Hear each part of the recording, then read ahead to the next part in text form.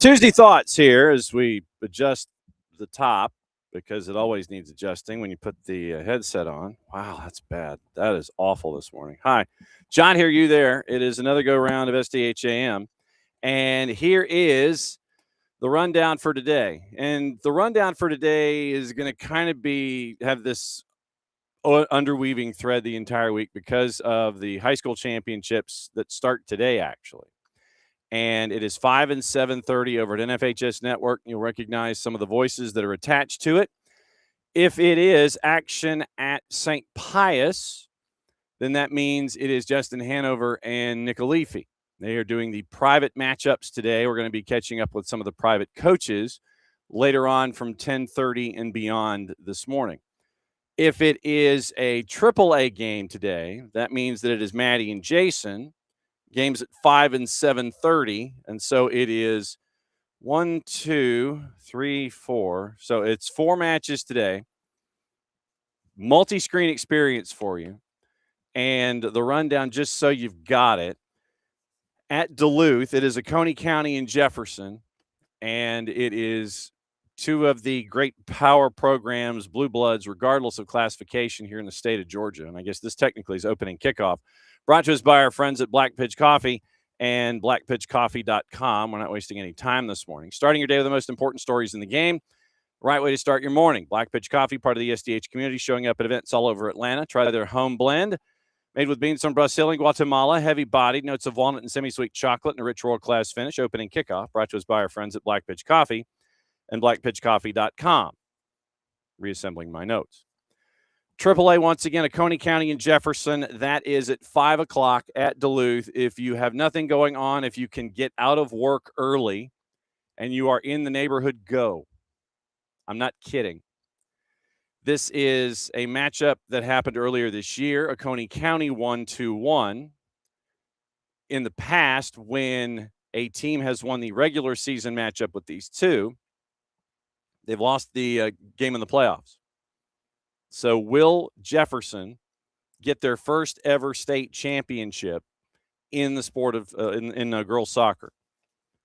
For a program that is as storied as the one that Molly McCarty has built, it is stunning when you look at the numbers. That's the one thing that's been missing. I would have sworn up and down going in that they'd had a state championship, but they have not.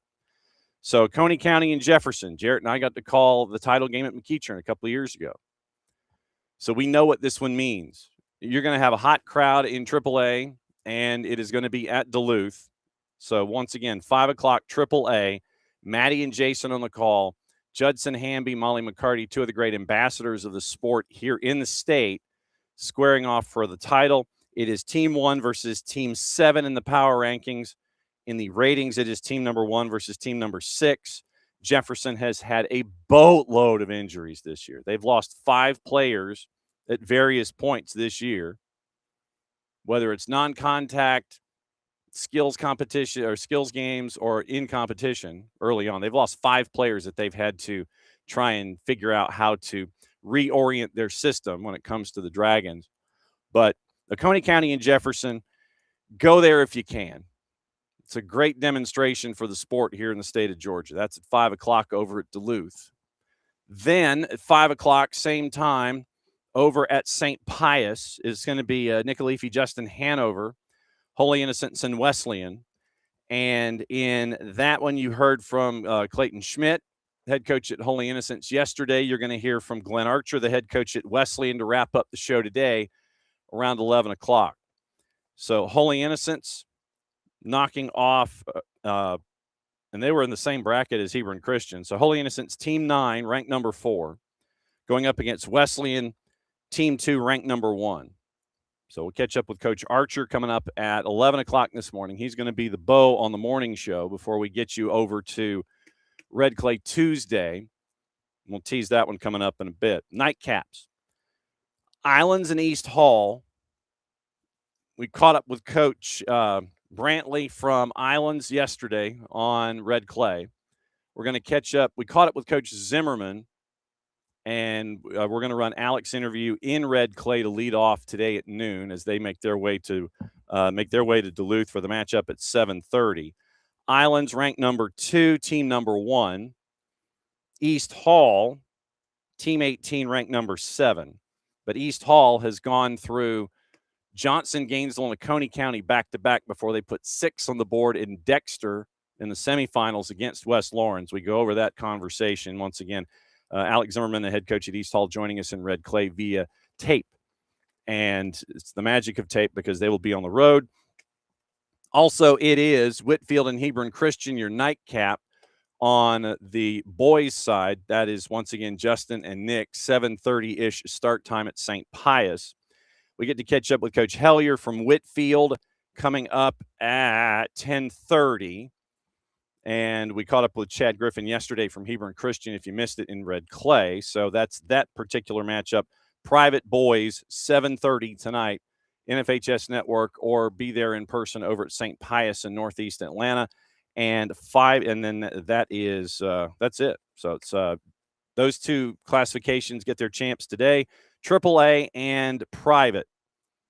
AAA girls, private girls, once again, 5 o'clock. AAA boys, private boys, 7:30. NFHS Network. And it is Maddie and Jason with the AAA games. It is Nick and Justin Hanover on the private side of things. And that is today. We will effort state champs in the shows after they are won, and we will see if we can track them down. So that is what we're hunting for here on the high school side of things today. So the matchup, the rundown is at 10:45. Shannon Coley, the head coach at Coahulla Creek, he's going to be joining us in the in-betweens. His matchup is tomorrow at 5 o'clock, and that one is at St. Pius, and Nick and Justin will have the call for that one. 9:30, bottom of the hour, we get to catch up with Keidane McAlpine, the head coach at the University of Georgia, because something cool is going to be happening in August. And so when we saw this, we were like, oh, we got to jump on that. So we're going to talk about football between the hedges, FUTBOL. And we'll find out the genesis of this idea and what you're trying to get as many folks to be between the hedges to see the FUTBOL in the SEC for the University of Georgia. University of Georgia, James Madison, August 20. We get all the deets, as the kids say, from Keidane McAlpine coming up once again in about 15 minutes. So we'll talk about what happened in the soccer in the spring schedule that ended about a month ago, your takeaways from that. We'll get a lot, obviously, into the idea with the FUTBOL between the hedges, and there are some connections with James Madison and UGA with the coaching staffs to a previous event in the timeline for Coach McAlpine when he was out on the West Coast for the University of Southern California. So we'll get into that coming up in about 15 minutes, and it'll be good to catch up with Coach McAlpine on a couple of different levels, and we'll find out really what this is going to be like. And it's going to be fun. August 20, between the hedges. We'll catch up with them coming up in a bit. Okay. That was opening kickoff, brought to us by our friends at Kickoff Coffee. Wow. Black Pitch Coffee and blackpitchcoffee.com. Read your copy, John. So Black Pitch Coffee and blackpitchcoffee.com. Starting your day with the most important stories in the game, the right way to start your morning. Black Pitch Coffee, part of the SDH community, showing up at events all over Atlanta. Home blend made with beans from Brazil and Guatemala. Heavy body, notes of walnut, semi-sweet chocolate, and a rich world-class finish. Opening kickoff, powered by Black Pitch Coffee and blackpitchcoffee.com. Okay. We do have news that we have to get into this morning, and it was good to catch up with everybody last night when we were going over things in the soccer over there world. And I know a lot of us in a Major League Soccer sense are tied to what's going on in Vancouver with the Whitecaps. We got to get into that. We've got to get into Middlesbrough and Southampton because this has somewhat escalated, no surprise. And so there's news over there that we've got to get into that has added to what we knew going into last night. But let's start with the Whitecaps, and we'll get you moving into Major League Soccer. Tomorrow there are matches in the midweek. So we're going to be spending time when we're not talking tomorrow about the high school game. We are going to be talking about all of the crews and the matchups and the juice boxes. Have our UPSL update at 9:45 tomorrow. Jason Park, the head coach at our Murchies, joining us at 10:45. And then we'll have Red Clay Wednesday, and we will find out what's going on at Savannah Arts. We'll find out what's going on with Kelly Bowler and Johns Creek. Hopefully catch up with River Ridge if technology will allow, and so on. So The Whitecaps tomorrow in Major League Soccer, as I sit here and take a quick peek at the schedule, they are going to be a part of the busy bunch. They're going to be in Dallas, kickoff at 8:40 at Toyota, going up against FCD. And obviously, it is one of these storylines that we have to pay attention to because the situation for the last 16 months or so, where Vancouver Whitecaps ownership have been trying to find an owner, we know what the discussion has been. Word yesterday, late yesterday, coming out of British Columbia, somewhat optimistic. And what you got to find out yesterday from our friends at the Province and Patrick Johnston, first off, it was from Jay Janauer and our friends at Global BC, Global Television out of British Columbia. So Patrick Johnston adds to it, Vancouver, BC government officials set to meet with several local First Nations leaders on Wednesday. And this was a part of this discussion that we figured would happen and might have to happen, considering First Nations and the relationship that they were having with trying to get the Whitecaps to move out to the suburbs onto First Nations property, and it would be renovating a horse race track course property for a possible new stadium for BC, but they'd have to, for the Vancouver Whitecaps, but they would obviously be moving out of the downtown area and BC Place out to this area in the suburbs. So the meeting is expected to be about the future of the Whitecaps, according to Johnston. Jay Janauer reported that the meeting may involve discussions of a memorandum of understanding regarding the tenure at the stadium for the next 4 to 5 years. Now, if you remember, the Whitecaps themselves are like, this isn't working. We are like last in revenue and last in game day revenue, and we got to come up with a solution here. The province, which owns the facility, this is the only situation that I can think of where a government entity, the government of in this case, a province, owns the property. So right now, coming into this season, there were some allowances made that added, I think it was another $1.5 million to the coffers for Vancouver, the Whitecaps, to stay at BC Place. And they were trying to figure out if they could get to the table. Okay, what else could we do to make things a little bit more tenable? So you're looking at the tenure at BC Place for the next 4 to 5 years. It is important, obviously, for the province of British Columbia to have that facility up and running, have an anchor tenant to get whatever revenue they can.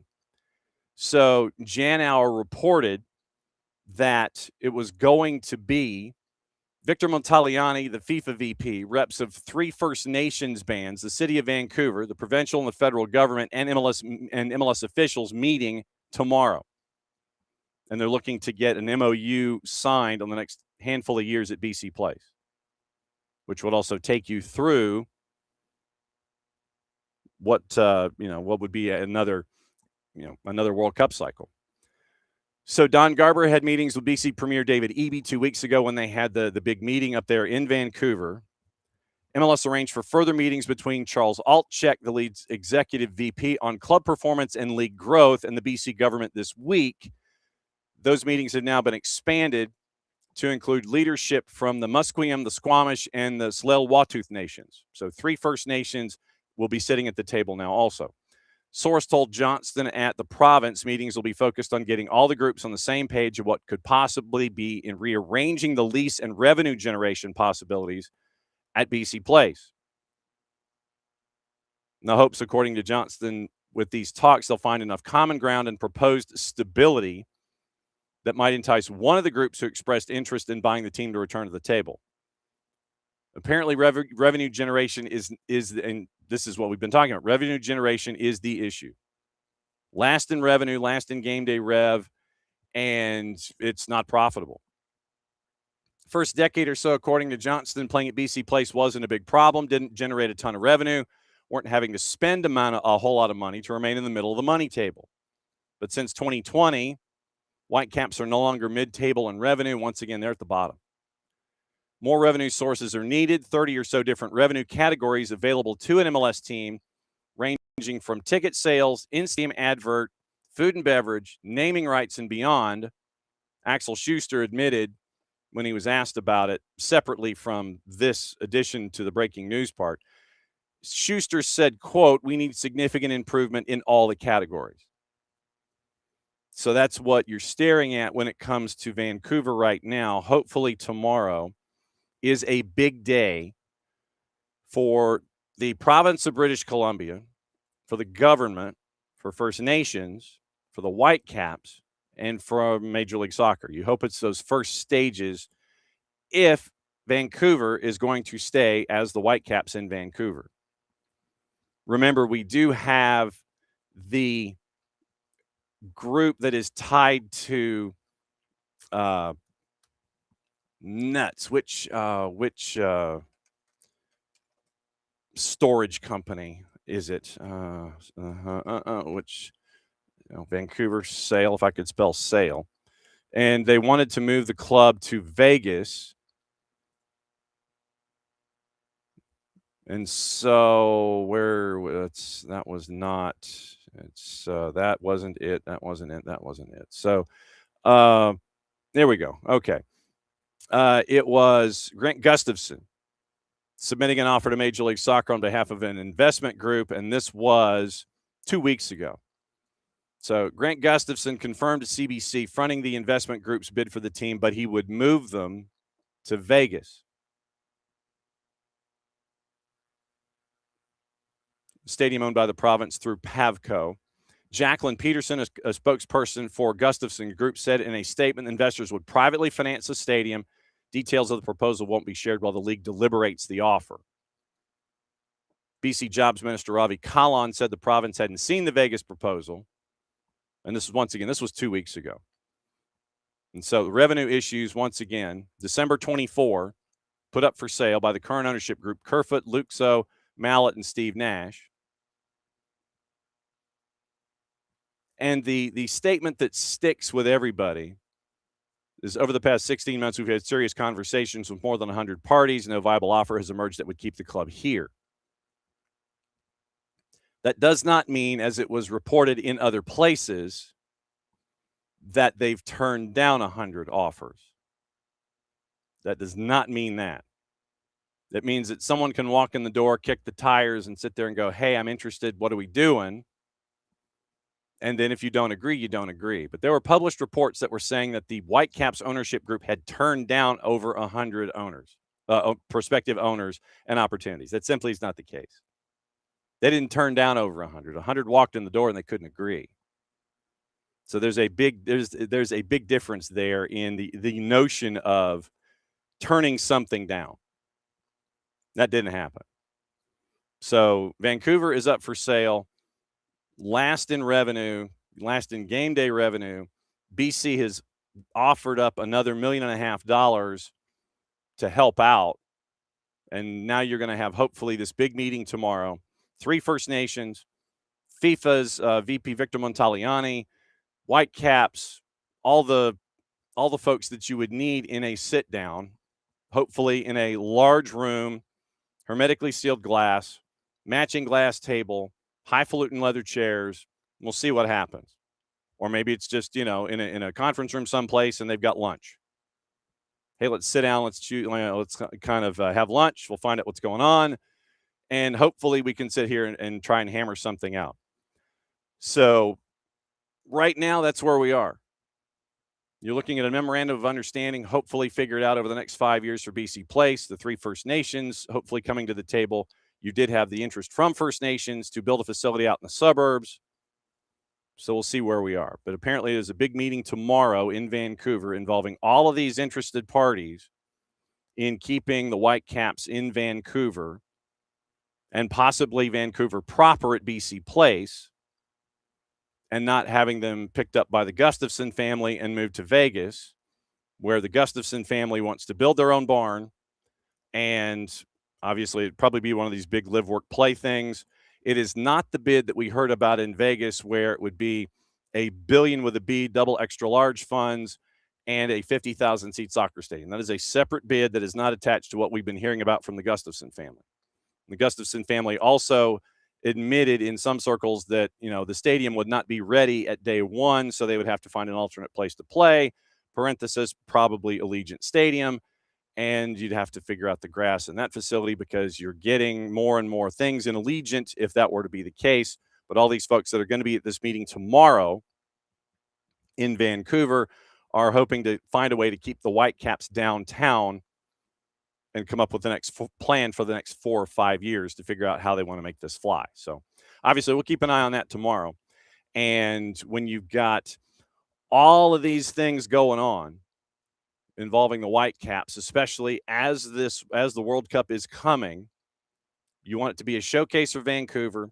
You want it to be a showcase event for the building, the town, all the things. We've caught up with their organizing committee, and BC Place is right there on the water, central to all of the entertainment that that's going on there in town. So it's an interesting situation here. What comes out of the meeting, hopefully you end up with paparazzi, you end up with shiny flash photography, and a bunch of folks walking out to cars before they head to the airport. No questions, people wearing sunglasses, waving hands in the air. And you might have, say, Greg Kerfoot and a couple of folks from Vancouver trying to figure out what to say in front of a massive assembled cameras. Our time, that's probably going to be later in the day, early evening tomorrow. Obviously, we'll keep an eye on that and then have more on Thursday as we go. So that's your Vancouver update for anything and everything that's going on involving the Whitecaps, Major League Soccer, and a busy schedule tomorrow. By the way, schedule tomorrow practically has almost everybody. 3, 6, 9, 12, 14 matches tomorrow. Various times going all the way from 7:25 all the way through 9:30 kicks before Saturday loads up, and that's when Atlanta takes over in Orlando. And that reminds me, I've got to write Mike Gramajo a letter. I've got to write him a note to see if he can end up. It will be, let me see. So let me see here. Mike Gramajo. There we go. All right. So I've got that squared away. I'm not going to write him like this second, but obviously I will let you know what's going on. But we're going to try and have Mike Gramajo on. He's going to be very, very busy with us. Hopefully Friday morning batting leadoff, and then Tuesday and or Wednesday discussing Open Cup. So it's going to be busy times involving Mike Gramajo from West TV down in Orlando to discuss the Purple team and what they're going to be doing with Atlanta. But yeah, more than a dozen matches tomorrow. We'll go over crews and juice boxes and all the things in and around all of our programming that's attached to the high school championship. So it probably is going to end up being batting leadoff tomorrow, is looking at everything in Major League Soccer, looking at our UPSL update, and looking at Dylan Butler joining us at 10 and Jason Park from Armurchie joining us at 10:45. It is time. It is time. And we get to check in and find out what's going on between the hedges. And I mean that literally. I mean this literally. So I was debating filibustering for another X number of seconds just to get us to 9:30. But I'm really intrigued and enthused about finding out about this. So we go to Athens, Georgia, not Greece, people. Come on now. Coach McAlpine, good morning. Great to see you. Oh, I don't hear you. You look great. Okay. So I see the microphone triggered, but I don't hear you. There it is. Oh, talk to me, Coach. Good morning. Can you hear me? Yes, there we go. There we go. All right. The pride of Huntsville, Alabama. It is time to catch up with Keidane McAlpine. And this is a first. First off, welcome to the morning show, sir. Thank you so much. Thank you for having me. And all the chaos that is attached. There is a reason that we have you here. Actually, there's a couple of reasons. I do want to ask about the spring and what you learned about yourself in the spring, which ended about a month ago. Yeah. But I want to talk about what's going to be slated for August. And it is a very cool thing that UGA Soccer is looking to do, and that is blow up attendance records when it comes to soccer. And I mean that in the most friendly sense possible, because It is James Madison, and it is the University of Georgia in August between the hedges, where the football is FUTBOL. It is not FOOTBALL. I Yes. love this idea. Break this down, and we'll dive into the weeds here on it. But break this down for us. Well, we had a unique opportunity, right? There's so many things. There's the 30th anniversary of the gold medal game being played in Sanford Stadium, and most people don't remember the soccer history here at UGA and how big that was. For women's soccer specifically, it was massive, but for soccer in the U.S., it kind of continued and pushed into the 99ers, a little bit more into the 99ers. And so for us to be able to pay homage, that was one piece of it. Two, it's a unique situation in that while on the West Coast with SC, we played in massive stadiums a few times, always against our rival UCLA, and once against Florida, actually, in the Bank of Cal. And in our rivalry games versus UCLA, we averaged about 8,500 people. And in one game, we actually got to 11,000 plus. And so it was a unique way to kind of honor that. And the coach that we're playing against at James Madison was part of that UCLA staff. And so it was a fun way to kind of piece all these things together and really see if we can't elevate women's soccer again, but the collegiate side. How far back a thought process was this? Was this just something that, you're having lunch over at the varsity one afternoon and it's like, hey, why don't we do this? How far back are we talking here to come up with this notion? Well, always thought about it. I'm like, man, it would be really fun for our players to play in there, right? And as we, look to potentially looking at the World Cup and thinking about teams coming in and potentially playing in there, it was like, wait a minute, there might be an opportunity here, and with women's soccer starting a little bit earlier, football, the American kind, following a little bit later. There's a nice little carve out for us to potentially play before they really get going, and which is optimal for a game like this. So it probably has been about 6-7 months, really kind of cooking it up and thinking about the details, and then the ding went off, the bell went off when you started thinking about the Olympic piece of it. And you're like, wait a minute, if there's ever a time to do it, this is it. And so it all fell into place. Kirby was fantastic. Josh Brooks was fantastic. And so here we are. When you have the to-do list, and I always like to ask coaches, administrators, front office folks, when it comes to either birthing a franchise or having an event like this, I know there's always a to-do list. Yeah. And I don't know where the to-do list is. I mean, it could be on, one of these binders like we had when we were in high school. Yep. These notebooks. Could be a Gmail thing where I'd be sitting there going, how do I access my Gmail to look at the G Drive and all of these shared documents? Could be on it could be on that whiteboard behind your right shoulder, tucked away in the corner, where it could be a bunch of different lines and arrows and thoughts and things like that. This big 6-foot by 8-foot thing with different colors, red and black, and arrows and everything. Where is that to-do list currently to make this event sing? And what do you think the next thing that you can cross off that list is, just so you can sit there and say, okay, yeah, we're moving forward here? Well, that list is in my bag.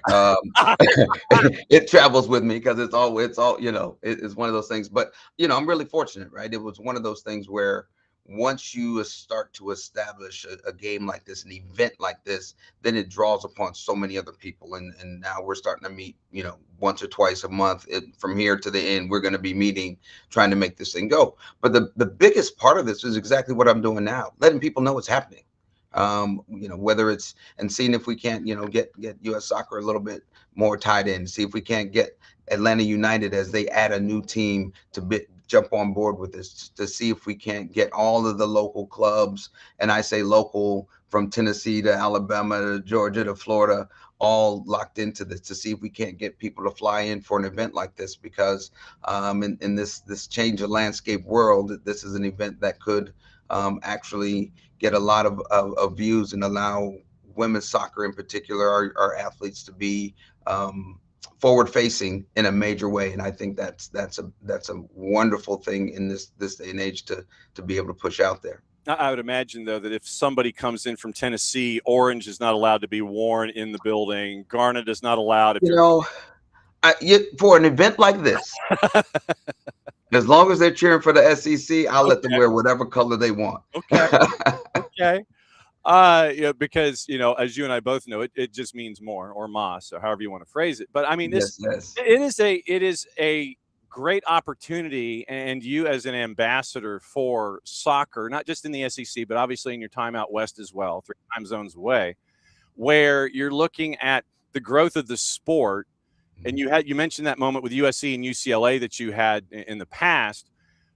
Go from that moment with USC and UCLA, the crosstown rivalry, to where you are right now here in the SEC. What has it been like for you over the last handful of years to see the game go from that moment there, you coming over back here to the Eastern time zone and the East Coast, and now being presented with this kind of an opportunity to just literally blow things up and sit there and say, hey, look, y'all can come into this tent and we can really raise the roof on this thing. What's it been like for you to see the growth from your time coming back from the West Coast? Honestly, it's exciting. It's exciting. We've got 2 sustainable leagues on the women's side that are doing really well. The opportunities for women to play not only here in the States, but to play abroad in multiple leagues, to see the growth of the youth game, to see more and more commercials, to see women's sports in general on the forefront, to go from there where you're competing with everything else that's going on in LA, and to get those kind of crowds coming here where there's a little less of that, but a lot more tradition and fandom in and around the school, the SEC, the region in general. I'm hoping this region shows up in the way that we were able to get LA to show up for a game like this, because the sport, the game, the World Cup happening, all of these things kind of right in this window of time lends itself for a really exciting game, 2 really great teams. But women's soccer to be showcased in a way, especially collegiate women's soccer, while the pro game is growing and continue to climb, we need to still showcase these collegians, because for some of them, this will be their biggest stage. But for many of them, they'll go on and continue to play. And that's the exciting piece. When you mentioned the collegiate game when it comes to women's soccer, Mm-hmm. If you were king of women's collegiate soccer for a day, I give you the scepter, I give you the wand, I give you the robe, the crown, everything. If you had a day where you're wearing that outfit, and obviously the robe is going to be red and black, obviously. Mm-hmm. Yes. You got the crown, the scepter, the magic wand, the robe, the whole thing. How would you grow, and I'll put that word in quotes, and you can take it whatever direction you want. Yeah. How would you grow women's soccer if you were grand exalted poobah of women's soccer for a day? Could be the collegiate game, could be nationally, internationally. What would you do to increase awareness, to increase productivity, to increase activity, and get folks engaged in it who may not be either on the field or off? You're the one who's in charge for a day. What would you do to get the word out? Well, there's a group of coaches out there, the IWSOC, that are working very, very hard to improve visibility, to improve viewership, to improve opportunities to be seen on linear television. I mean, as you watch the growth of some of the other collegiate sports, that is the next space for us to conquer. And we're going to start, some preseason events similar to those in other sports, the basketballs, even in football, those tournaments, for lack of a better word, to see if we can't get more viewers in on the show. We're also looking to do some things where we have the idea is being thrown around about having more teams come into our College Cup space, so we have a longer tournament where more people can see it, potentially even have multiple divisions there in one space, so that you just get more of a fandom. Our sport is a little different. We do have supporters groups, and we make noise and we yell and we scream in different ways. But there is a similarity, right? When you look at the MLS games and you look at what's happening with Atlanta United and the crowd that they get.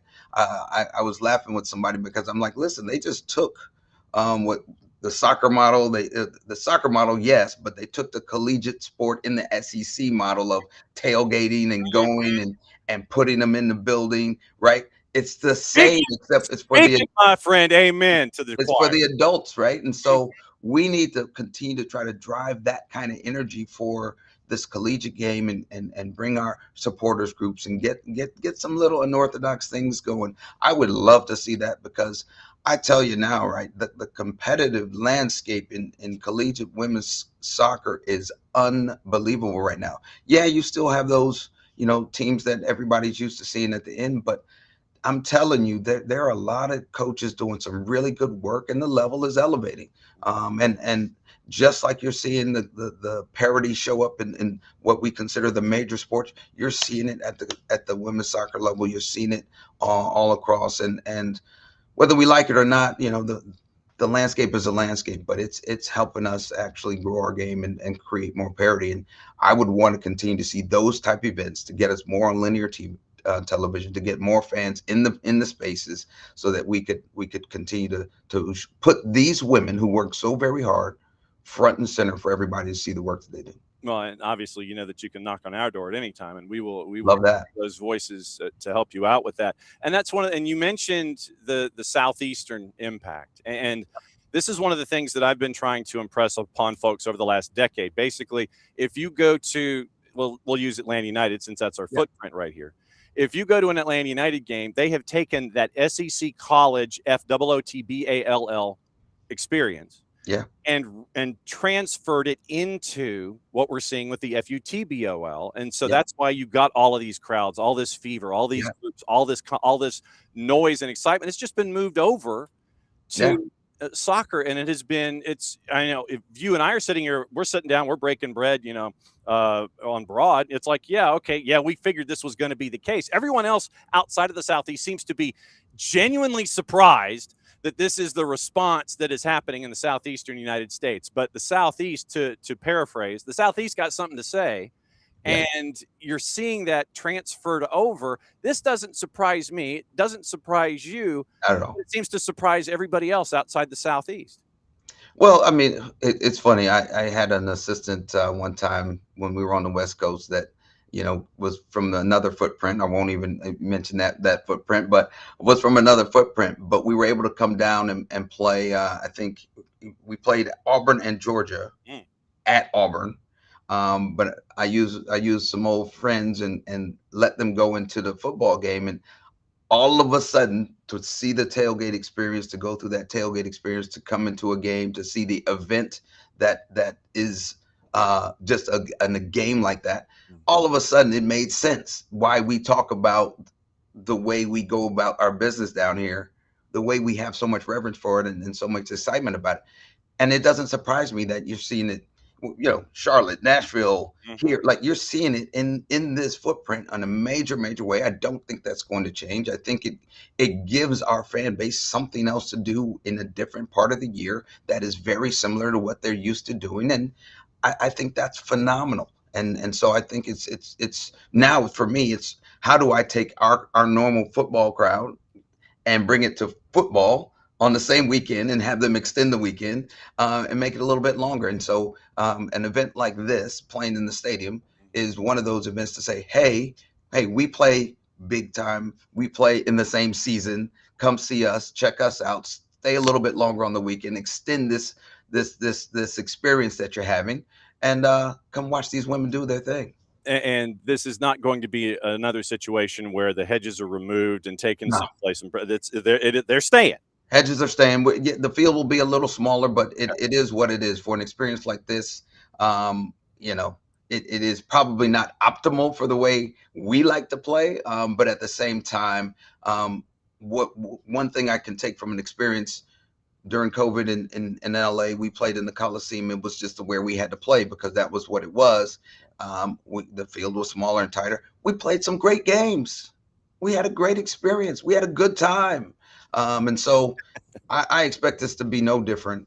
This is exactly what we're looking for. We just now need the people in the building to create the overall experience. And to be fair, we would like to honor those women that started it 30 years ago. No doubt. I mean, to set the record is one thing, but to really show them the honor and show them how far the game has come here in Athens, here in the state of Georgia. We've got U.S. Soccer here. We've got Atlanta United here. We've got our club here. We've got so many other smaller schools in the state of Georgia that are playing some great soccer. So for me, that is that is the hope. That is the experience that we're looking for. Thursday, August 26th, 30, Dooley Field, Sanford Stadium. James Madison comes in to take on the University of Georgia. And once again, admission free for all spectators with ticket claims beginning on Thursday, July 30. I know you turn into a pumpkin because I know that you're a very, very busy day. But I wanted to ask about your takeaways from the spring schedule ended about a month ago. And you had various levels of competition going up against UGA. What are some of the things that you're taking away from the spring schedule that you're working on going forward? Biggest takeaway, I'm glad we got all of our young people in the building in the spring. we needed to grow a little bit. No, I mean, I think we are exactly where we thought we would be when coming into Georgia. We wanted to change the reputation of Georgia soccer, right? We wanted to change that.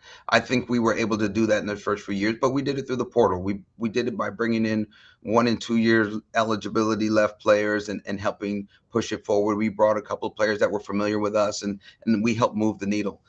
We have since this freshman class from 2025 started to shift it. And we want to build where we have some players in the building for longer periods of time that can really grow the culture and whatnot. And so we last year was a great first step, and now we expect to take another jump. We've got some really talented women from all over the country, from a couple other countries, and I like where we are. But we needed to have a couple of mistakes and get some people out there and get through the first jitters of playing their first collegiate game. And that's what this spring was. And now our starting point is a little bit further down the road. This will also be the first summer that we get access in mid-July, which is fantastic. Now we can have a true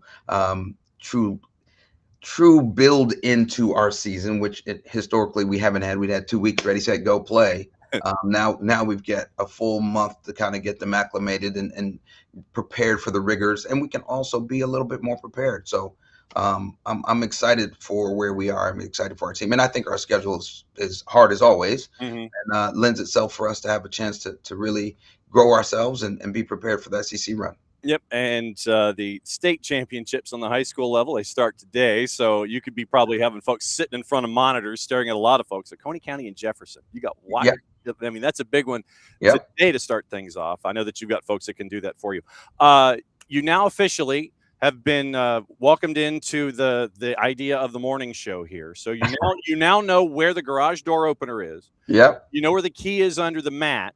So if there is anything, and I mean anything that you want to talk about, east, west, north, south, around the corner, come in at any time. Just let us know. Shoot me a note. Sitting on, yo, Nelson, I need to come in. I need to get something off my chest. Literally, that's all you got to do. And I know you got to tell Jake Stanley first and foremost, hey, Jake, I'm going to go on the morning show here. I can't thank you enough for doing this, and we will continue to revisit as we get closer to soccer at Sanford, and it's going to be really cool. The FUTBOL Between the Hedges in August. Coach, I can't thank you for dropping by enough. It's been fantastic to see you. Don't be a stranger. We'll catch up soon, my friend. Thanks so much. It's been a pleasure. Go Dogs. Well, yes, and the woofing that is appropriate that goes with it. It's Keidane McAlpine. He's the head coach at the University of Georgia, and he has survived the morning show, people. He survived the morning show. Thanks once again to Jake Stanley and everybody at UGA for helping us out there with Coach McAlpine, and it was great to catch up with him. So first time ever to have Coach on the morning show to break everything down here when it comes to a very, very cool event. A very, very cool event that is going to be at Sanford Stadium, Dooley Field and Sanford Stadium. Thursday, August 20th, 6:30, soccer in Sanford, UGA and James Madison. The home regular season opener for UGA. Very, very cool. First ever contest between those. It's going to be the first ever, contest for UGA between the Hedges. And as you heard Coach McAlpine say, Hedges are staying. Might be playing a little bit more like Yankee Stadium, maybe a 106 by 68. We'll find out. Maybe we'll get Peter Vermes to go out and measure. But it is very, very cool doing this on multiple fronts where you're remembering the legacy of the 96 Olympics. Everybody needs to go wear their 96-26 gear, by the way.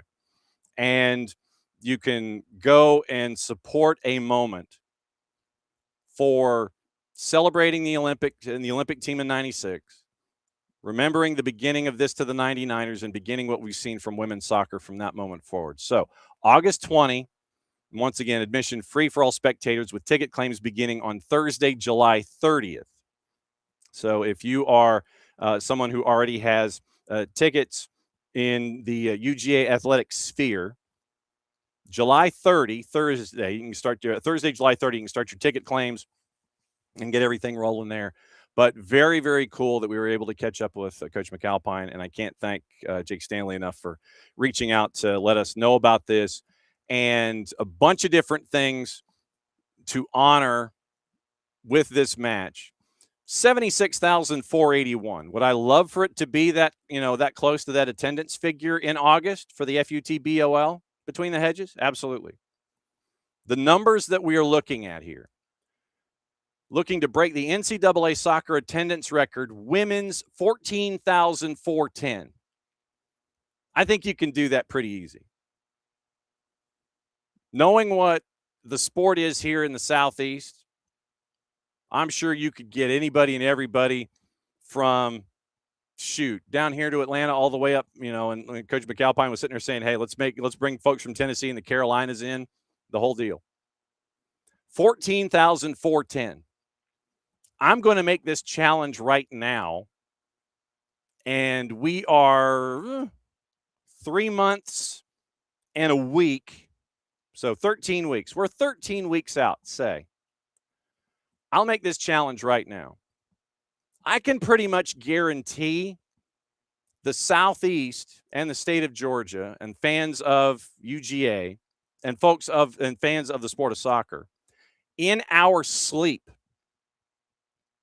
we could clear 14,410 for something that is free to walk in the door, for a sport that we love, and you're going to be setting a record. 14,410, I think that's easily attainable. Men's record set in 1980, 22,512. I think, once again, issuing a challenge to the Bulldog faithful and to the soccer faithful, I think you could get 22,512 pretty easy. When She Believes was here, downtown Atlanta, for the U.S. Women's National Team, you're getting 53,000.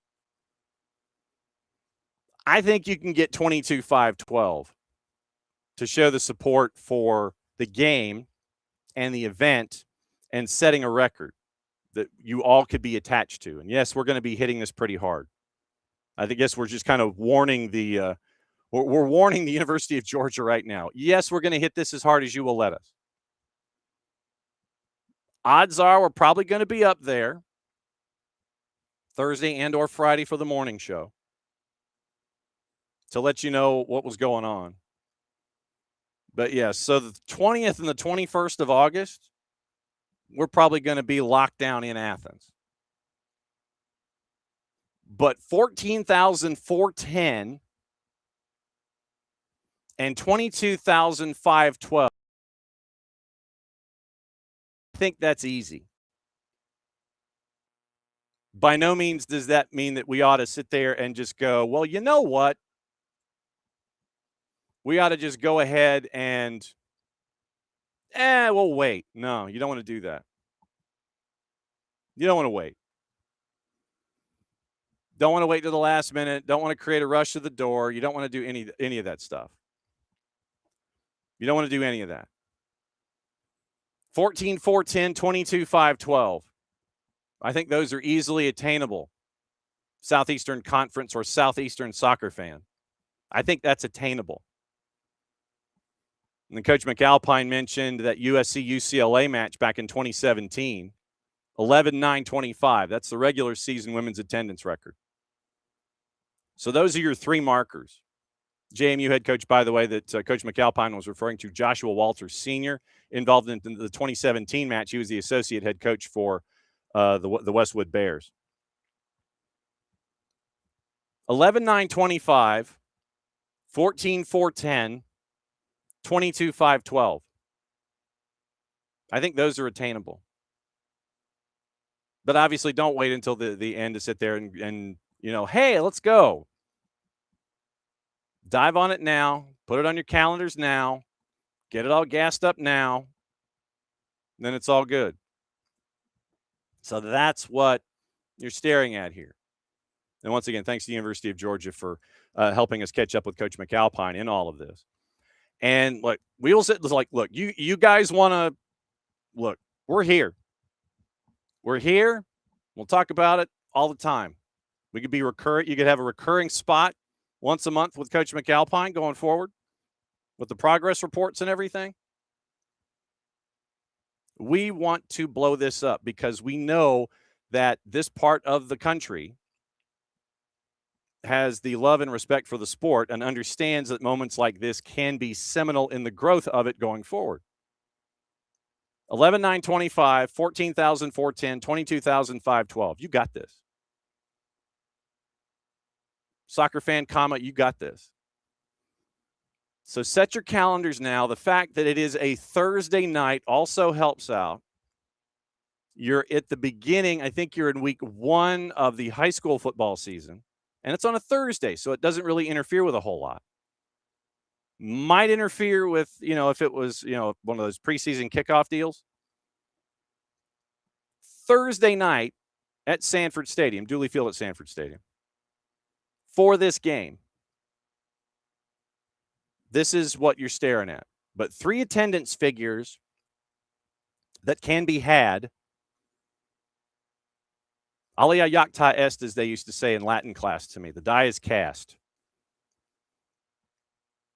Lay it all out.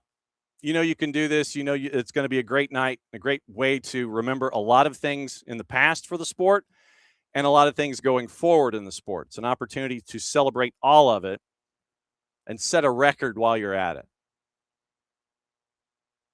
So August 20, Thursday night, 6:30, Dooley Field, Sanford Stadium, soccer in Sanford. James Madison at the University of Georgia. Can't wait. Really looking forward to it. So once again, thanks to UGA and thanks to Coach McAlpine for dropping in and hanging out with us to break it all down. Give us our first taste of this now that the announcement has been made. And David goes, I know SEC football has media days in Hoover. And since not all SEC and ACC have soccer teams, I think we need to get joint soccer media days at the U.S. Soccer Training Ground this summer. Schedule some skills exhibitions the following day for men's and women's stars and players. Well, David has put it out there. We need to have something at the Arthur M. Blank U.S. Soccer National Training Center. Have joint media days there. And you could do it in the indoor facility. I mean, you could have the stations with the players and do that. And the way that they had it in the indoor facility, you've got the dais that you can construct. That's a great idea. Do something central. I mean, you're flying into the Atlanta airport. You're driving 20 minutes. You end up at the facility. So if you had Southern, I'm trying to figure out how to phrase it. Southern Soccer Media Days. Southern Soccer, something like that. Southern Soccer Media Days, where and what I would do, I'd even go further. Since you've got that facility there, blow it up. Conference USA, you get all of the teams in the footprint, or all the schools in the footprint. Like if you did, no, not that. So if you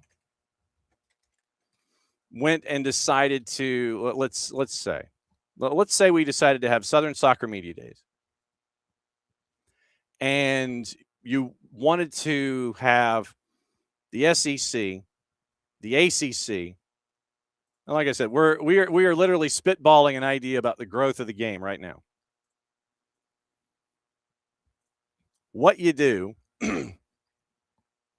is you look at the Sun Belt, Conference USA, the SEC, the ACC. If you could come up with a day where you literally just blew it up and had as many conferences as you that could come in. Oh, yeah, Dave, look, I mean, seriously, yeah, I'm bringing in the Fun Belt. That's on purpose. You want to bring in the Fun Belt? You want to bring in Conference USA? You want to bring in, SEC and ACC as your hub? You bring in the Fun Belt because, I mean, that brings in Southern and State from the Georgia perspective. But, I mean, you add in all of that stuff. If you turned it into a Division I Southern Soccer Media Day, and at this point, it would probably end up being more like SEC Media Days, or it might end up being more than one because of all the number of schools that you hopefully could get. If you had Southern Soccer Media Days at the National Training Center, in the in the indoor training turf, or if you had like one of the conference rooms or whatever, and you had them just exhibitions and kickabouts, maybe practices at the training turf that is immediately when you walk outside the building. If you had them having, if they had a practice, that way you could get some B-roll. If you're looking at it from a media perspective, you get some B-roll of practice. You get sound bites from players. You get sound bites from coaches. You have the sound bites inside. They go out and practice. They maybe do an hour, just kind of messing around a little bit, just to kind of showcase themselves. You do that for everybody that wants to show up. You kind of cut the field into halves or thirds, and you do it that way. You have them going from east to west or something like that. If you turned it into a Southern Soccer Media Days where you brought in those four conferences just off the top of my head, and you did it like a 2-day thing, like a 2-day thing, and you just marked it out. Or if you did it downtown and you did it and, you had them practicing at Georgia State or something like that, and you did the interviews at GSU Arena and they practiced at Georgia State or something like that. Anything to bring the game into a centralized location. But obviously, the number one would be to have everybody go down to National Training Center and as many conferences as you could orchestrate, SEC, ACC, Fun Belt, and Conference USA or whatever, men's, women's, put them all in one place. Your one-stop shop for growing the game on the collegiate level, you do that. There you go. And then obviously SDH would be there at Media Days, and we would be just there the entire time. It would be like other networks when they're at their Media Days covering the FOOTBALL. We would be there for the entire Media Days for the FUTBOL. Let's make this happen, America. Let's absolutely make this happen. Let's do this. Southern Soccer Media Days in a perfect world at the Arthur M. Blank U.S. Soccer, the Arthur M. Blank U.S. Soccer National Training Center. In a perfect world, that would be the place to do it. Like I said, fly folks in, get them 20 minutes for the airport to the National Training Center. Boom. Bring folks in vans or what have you. Blow it up. There, I've said my piece. David started with the idea, and I'm just running with it. So there it is. All right, that's hour number one. And, yeah, we pretty much blew up hour number one. Helping the game grow, that's what we do. But, yeah, seriously, if the University of Georgia wants to come in here and give us updates and talk about stuff and knock it down over the next 3 months before we head up there to cover this event, yeah, we'll do it. Because it's a great idea, a fantastic notion to grow the game. It's a chance for us to all once again break bread and see one another. So there you go. All right. News and notes for the next little bit. We'll kind of keep an eye on things and we'll let you know what's going on. Once again, bottom of the hour is when we start our coverage of the high school championships for today. Whitefield Academy, Coahulla Creek, Wesleyan, 10:30, 10:45, and 11 o'clock. Red Clay at noon visits to East Hall, Thomasville boys and girls. And that's where we are today. Then we're taping some stuff this afternoon so we can run it tomorrow because of coaches and not wanting to get them caught on the road, those kinds of things.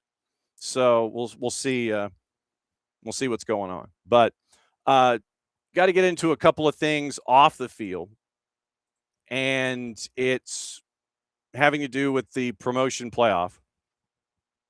Southampton is now launching an internal review into Middlesbrough's spying allegations. The Saints are requesting time, and this is from Ben Fisher at The Guardian there, requesting time to complete the process thoroughly. The second leg in the playoff is today. Southampton confirmed that they've launched an internal review into allegations one of their analysts spied on a Middlesbrough training session. Southampton, who host Borough today, have asked for the full context to be established before conclusions are drawn, end quote. EFL charged the club with misconduct on the eve of the first leg draw. An independent disciplinary commission will determine any punishment with potential sanctions ranging from a fine to expulsion from the playoffs. Middlesbrough, who believe they caught a member of Southampton's backroom staff on their premises last Thursday, 48 hours before the first leg, which was a goalless draw, are adamant, and this is where you would put your index finger and point it skyward, the Saints should not receive a financial penalty in the event they are found guilty. Southampton have not accepted or denied the allegations. Chief Exec Phil Parsons said in a statement, and I'll paraphrase it, fully cooperating with the EFL and the Disco, whilst also undertaking an internal review to ensure all the facts and context are properly understood. Given the intensity of the fixture schedule and the short turnaround between matches, we've requested time to complete that process thoroughly and responsibly. We understand the discussion and speculation that has followed over recent days, but we also believe it's important that the full context is established before conclusions are drawn. There are folks that are not as patient as Mr. Parsons. Middlesbrough are seeking a sporting sanction. Sources indicated Middlesbrough would prepare for the playoff final regardless of whether they win the tie against Southampton or not. Middlesbrough head coach Kim Hellberg told his pre-match presser yesterday he has a plan for every day up to the final on May 23rd in terms of his players' training regime. Even if Middlesbrough lose the second leg after the goalless first match, uncertainty of the situation means Hellberg will bring his squad back to T's side tomorrow and await news from the EFL and their independent Disco.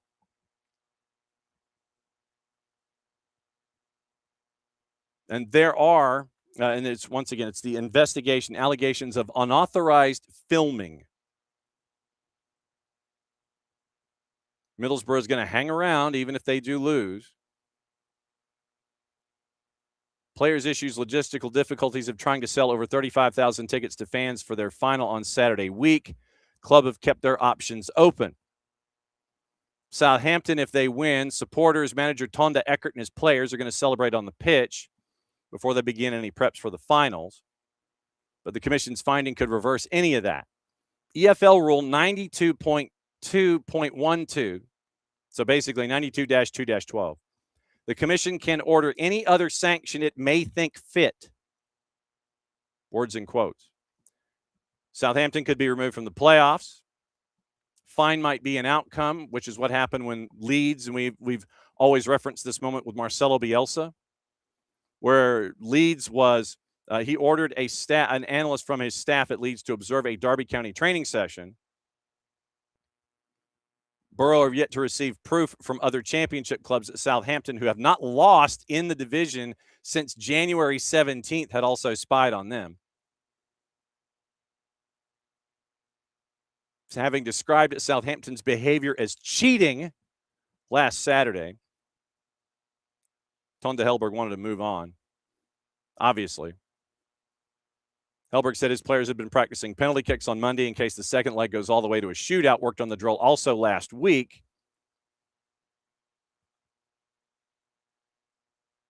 Although Borough striker Tommy Conway, get this, he lightens the mood by staring through a window as Hellberg spoke, pretending to be holding binoculars. If Southampton were found to have footage of Borough players' penalty practice, this would add weight to Hellberg's opinion that he gave to BBC Tees that this is, quote, immoral, end quote.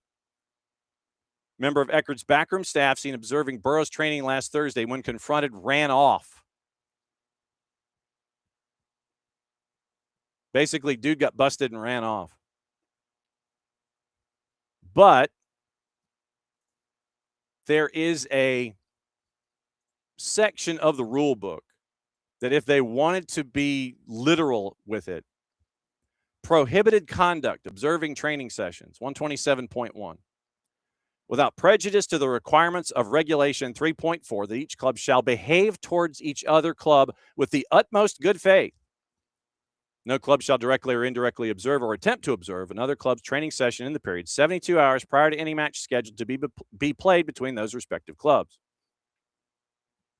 So then you sit there and it's like, okay, what rule? How much? Do you fine? Are you done? Do you figure out what you're looking for? Is it a straight up fine? Do you get bumped out of the playoffs? Then does that create chaos in the team that finished in 7th? See, Wrexham, Did they end up with a claim in some manner? We will see. Quick note, Iraq coach Graham Arnold was going to present the squad in the next 3 to 4 days. He's going to bring a large squad to Spain between 35 and 40. And according to Ronnie Amir, he's saying expect a few interesting names in the squad.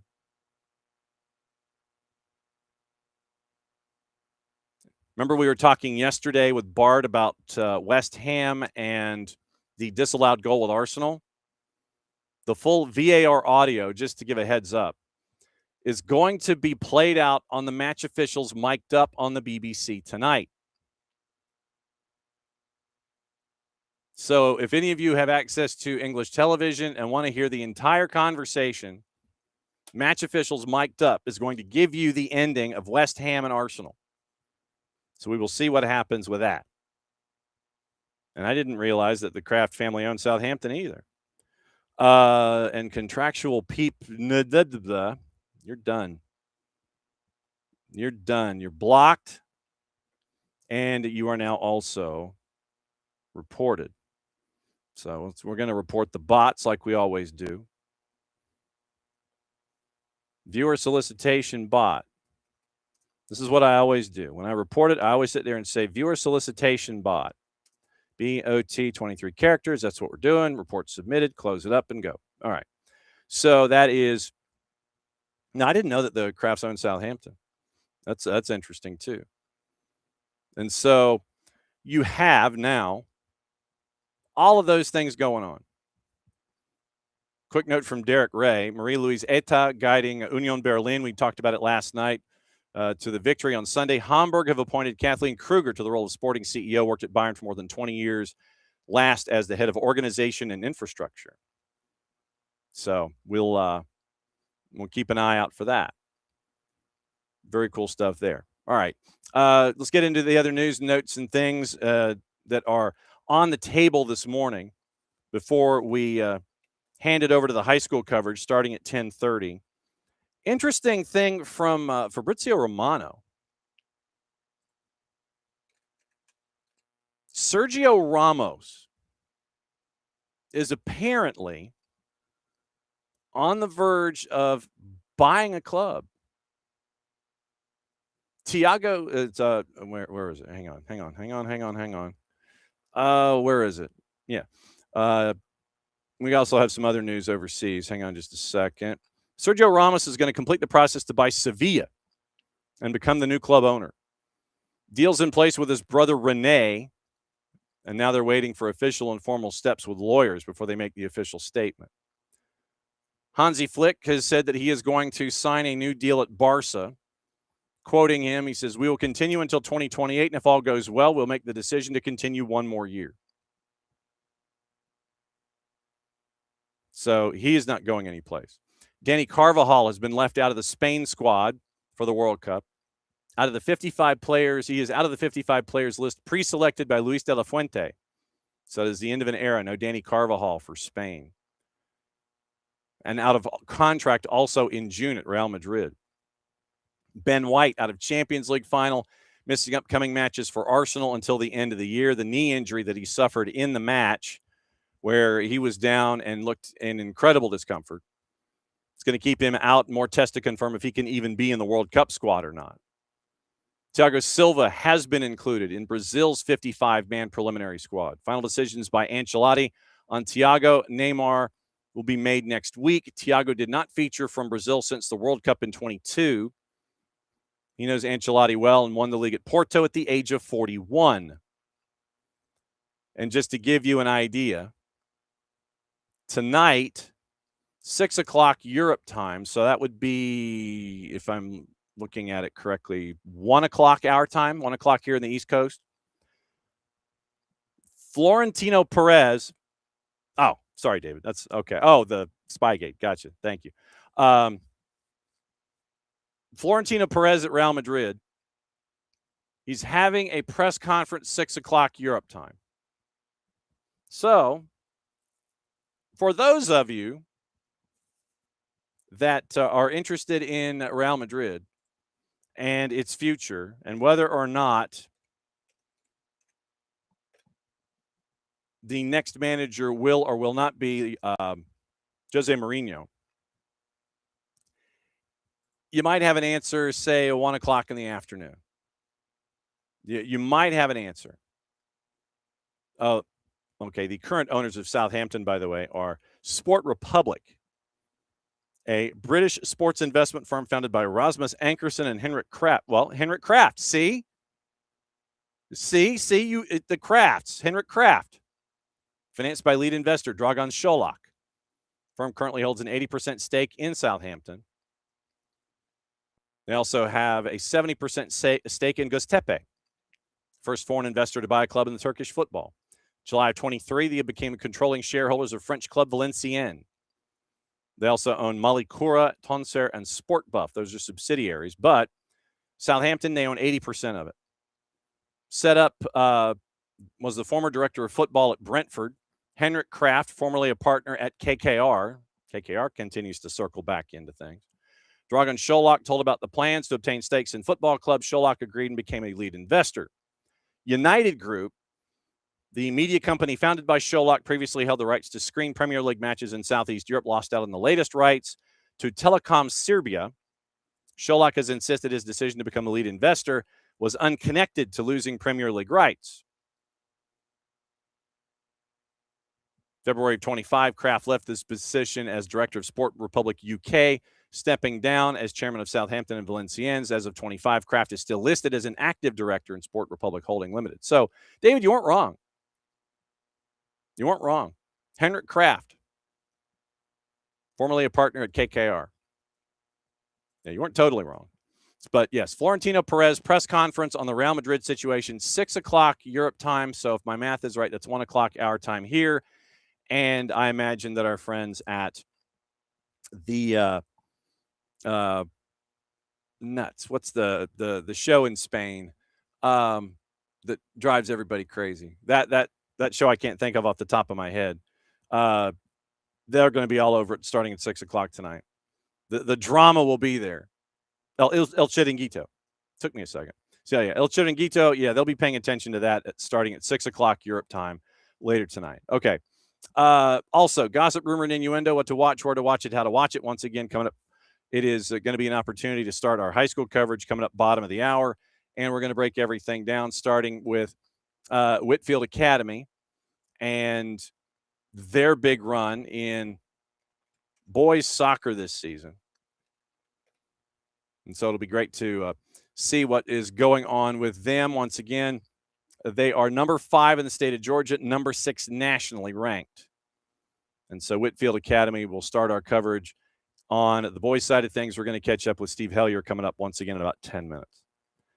So what to watch, where to watch it, how to watch it, and all of your gossip, rumor, and innuendo. Liverpool's move to sign Villa keeper Emiliano Martinez gaining momentum. Team Talk reporting that the Reds are assessing their options in case Allison leaves in the summer. Juve hoping to sign the Brazil international, who only has a year left on his deal at Anfield. Meanwhile, possibility of bringing in Emi Martinez has alerted other clubs alongside Liverpool and Villa, who are looking at Manchester City's James Trafford as a replacement. I was going to say, I'm waiting for the moment that Manchester United chases after Manchester City's James Trafford, so you'd have Trafford at Old Trafford. Speaking of United, they want to make at least 5 signings in the summer, according to the 3-letter paper. So take the information at your own peril. Intention is to bring in 3 midfielders, a left back, and a backup striker. Forest's Elliot Anderson, Newcastle Sandro Tonali, Crystal Palace's Adam Wharton, Brighton's Carlos Baleba have been tracked. Informal dialogue has been held with the reps of Wolves' Joao Gomes and West Ham's Mateus Fernandes, who are admired. Likely also that there's an opportunity to sign Real Madrid's Aurelien Tchouameni for left back. Arsenal's Miles Lewis-Skelly has been recommended as an option to compete with Luke Shaw. Real Madrid have held long-term discussions regarding Juve attacking midfielder Kenan Yildiz, according to Tuttosport. It would be almost impossible, according to the 4-letter, for the 21-year-old to leave the Bianconeri this summer after renewing his contract, but Los Blancos want a preemptive right to sign the Turkish international if he decides to leave in the future. Could be also players going the other way in a swap. Real Madrid possibly holding an option to re-sign. Forwards Brahim Diaz and Gonzalo Garcia have been linked. Dusan Vlahovic linked with Bayern Munich, AC Milan, West Ham, and Manchester United, according to Corriere dello Sport. 26-year-old's contract expires in the summer. No guarantee the two parties will be able to agree on a renewal. Bayern have already come forward saying they're interested. Milan could make a move if Allegri stays. West Ham and Manchester United have been reportedly interested since last summer. PSG are not looking to sign Julian Alvarez from Atletico de Madrid, which opens up a move for Barcelona as they're looking for a replacement for Lewandowski, as reported by Sport. You got all that?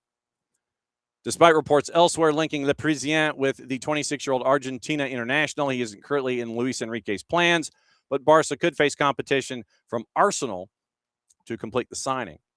Other signings, other rumors. Some Premier League clubs, and Nicola Shearer, God bless him. How's this for vague? Some Premier League clubs have shown interest in USMNT and Monaco striker Valérien Balogun. I am interested in an increased bank account. I'm interested in getting my car cleaned. I'm interested in getting the spills on the passenger seat taken care of by a deep cleaning. Some Premier League clubs have shown an interest in Valérien Balogun. The specificity there is amazing. That's from Nicola Shearer. Juve interested in signing Manchester City pair Bernardo Silva and John Stones as free agents. Also looking at Bayern Munich center Kim Min-jae, Real Madrid defender David Alaba, and Liverpool keeper Alisson. That's also from Tuttosport. Liverpool, Newcastle, and Everton interested in Jared Bowen, who could leave West Ham even if they stay up. That's from the 4-letter paper. Take the information at your own peril. Atalanta midfielder Ederson willing to join Manchester United, while Atletico de Madrid will not try to sign the 26-year-old due to the €50 million fee required, from Team Talk. Liverpool determined to sign Red Bull Leipzig winger Jan Diomande in the summer, despite the transfer being valued at €100 million. That's also from Team Talk. Striker Serhou Girassi wants to leave Dortmund with AC Milan, Spurs, and Fenerbahce. Currently, the main clubs interested. That's from Sky Germany. Newcastle, Chelsea, Juve all want to sign Al Hilal striker Darwin Nunez. That's from Football Insider. Manchester City, have to be clear, want to sign teenage Hertha Berlin midfielder Kenneth Eichhorn and loan him to Bayer Leverkusen. Bayern Munich, Borussia Dortmund, and RB Leipzig have also shown interest. That's also from Sky Germany. Efforts for Everton to sign Roma right back Wesley Franco will be damaged if they are unable to qualify for European football. Arsenal and Liverpool also interested. That's from Team Talk. Manchester City monitoring Lille striker Matias Fernandez Pardo. It's from Nicola Shearer. 3-letter paper, Chelsea have met with Bournemouth manager Andoni Iraola. Xabi Alonso, Oliver Glasgow, Marco Silva could be brought in. I could too. David De Gea wants to stay at Fiorentina despite the goalkeeper receiving interest from Juve. That's from Corriere dello Sport. Lazio's Mario Gila and Royal Union Saint-Gilloise' Anand Kalaili are concrete options as Napoli look to strengthen their backline. That's from Corriere dello Sport.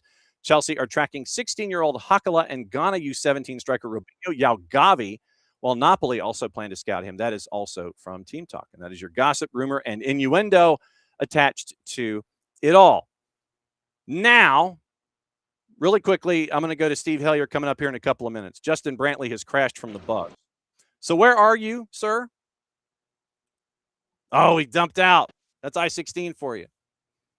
Oh, he dumped out. There he goes. So we're going to catch up with Steve Hellier coming up here in a sec. But, Justin Brantley decided he's going to try and crash from the bus. So we'll see what happens here. Oh, it's the spinning wheel of doom. We know what that means. That means that he's in the trees. He is in the absolute trees. Quickly, where are you? Other than drifting in and out on I-16. I'm trying to see if the signal's going to work out. Oh, there he is. I hear it. Hey, John, how are you? You tell me. You're the one. Where are you? And we are cruising right now down the 16, sitting passing mile marker 95. Okay. So when did you get on the bus? We got on the bus at 9 o'clock. We had a great send off by the school. They did a great job. We walked through the school. It was really a nice little fanfare. The band led us, cheerleaders led us through the halls, and just had a good time doing that. Boys had a blast, and now it's really been about controlling emotions for the next hour and a half, 2 hours before we stop. So I think our next stop is the Dublin area. We're gonna do a rest stop and then go from there. So. Okay, good deal. So please, if you would, be safe going down I-16. I'm glad you were able to crash and give us the update that you are on your way north. In Dublin, there's that main exit that's got all of the eateries and the truck stops and all those kinds of things. So let's see. So about noon would be when you are next stopping. So hey, look, if you're going to let us know what's going on, you want to hop into the noon show. Hop into the noon show at noon and give us an update.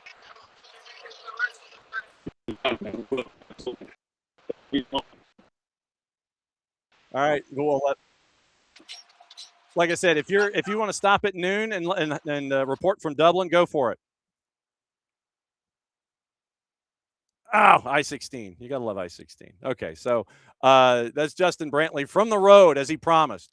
Now, all right, let's go to someplace that is not the road. He's in a room. Steve Hellier, the head coach at Whitefield Academy. How are you, sir? I'm probably more comfortable. Yeah. Than he was.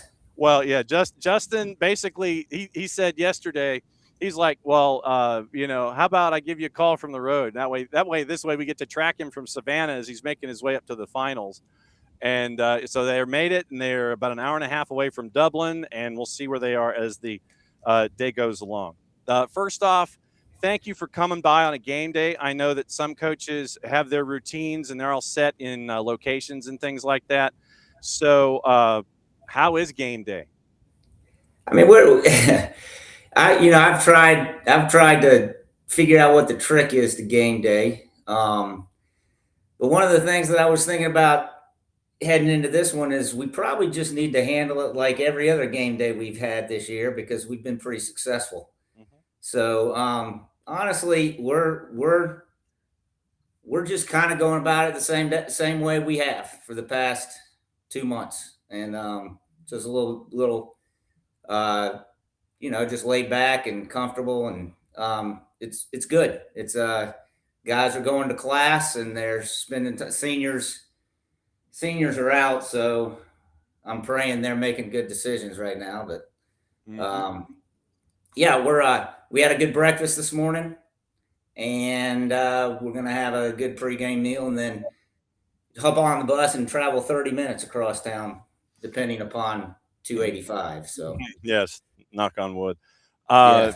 The matchup tonight is a familiar one, and when I mention AIS to you, it is. I mean, when I mention AIS to get you to this matchup with Hebron, we were there for the first one. We had that one on the network, and it was a crazy 3-2 one. And then you survived this time 1-0 against AIS. What did you learn in that semifinal that's going to get you ready for the matchup against Hebron coming up tonight? That these last two games against GHSA and AIS is we've learned that we've just got to bring it every moment of the game.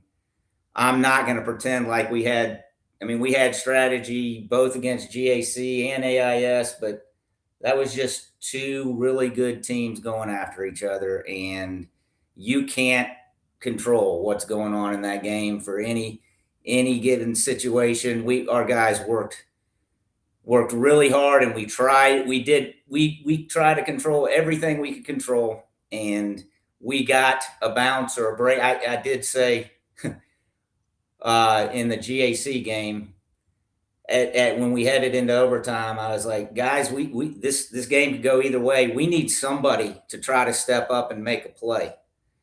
And Jack Raymer, our outside winger, basically decided to do that. So when he went up for the ball for the assist to Cash Peterson on the goal, he flat broke his nose trying to win that ball. So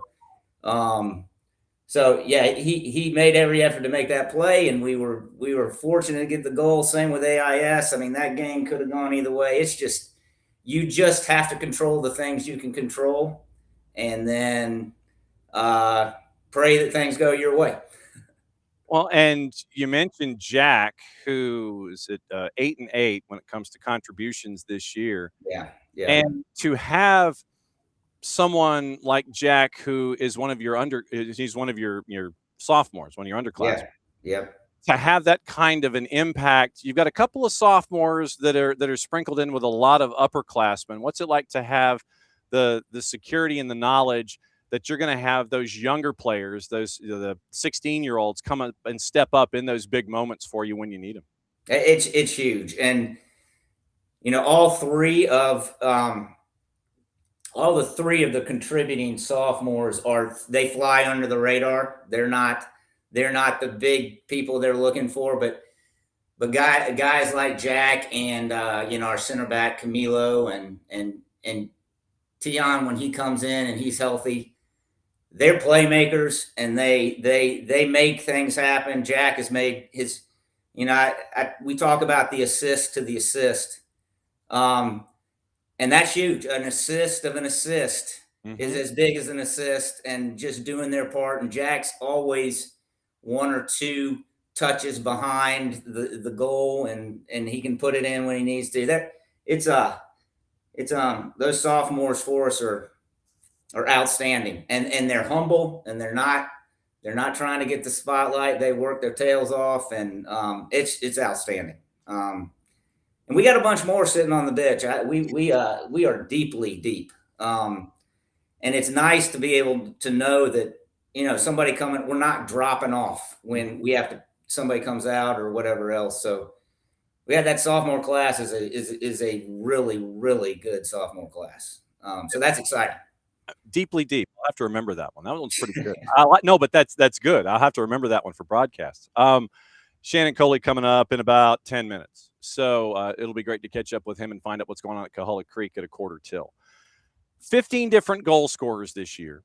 Yeah. Across the board. And you've got 2 double-digit goal scorers, but at the same time, you've got 15 contributing to the numbers that you've put up this season. To see that kind of, okay, everybody that we play has to prepare for not just 1 or 2 double-digit goal scorers, but they've got to prepare for everybody. That's got to be a great luxury for you, and something that's really cool to rely on. It's like everybody can jump into the play and contribute and be a goal scorer for me here in 2026. Yeah. And it's I'd love to claim that I've done something to generate this, but we're super fortunate to the quality of players we have across the board and at different levels is just I don't know what to say. Our guys play so well as a team, and they make sacrifices for each other and get after it. And it's just we talk about state championships, we talk about winning, and this game is going to be. Hebron is such a great team, and we had a war against them in the during the season, and we talk about it'd just be this, but the joy and the beauty of being able to coach a team of these quality guys and how hard they work and what they do for each other, that is the true blessing. That's the true blessing of being a coach. And I'm not saying I don't want to go out there and win this game and take it home, but keeping the focus on recognizing that to be able to play these guys, to play together and to be able to coach this team, it's awesome. It's just awesome. Since you're reading my notes, I'll go ahead and ask the Hebron Christian question. What do you remember about that game 2 months ago that has stuck with you since? That we were fortunate. We were fortunate in that game. They scored early on us, and their defense. I mean, their defense is so organized and so consistent, and they are so hard to get through. They're so hard to get through, and I mean, we couldn't create opportunities, and they're just a really well coached squad. Got a lot of good athletes on the team. They had young kids that can really play. I would say that was, I mean, it's in all the games we played. That was the game that I felt like we were in the most trouble with. They're solid. They're absolutely solid. We're gonna have the same thing tonight.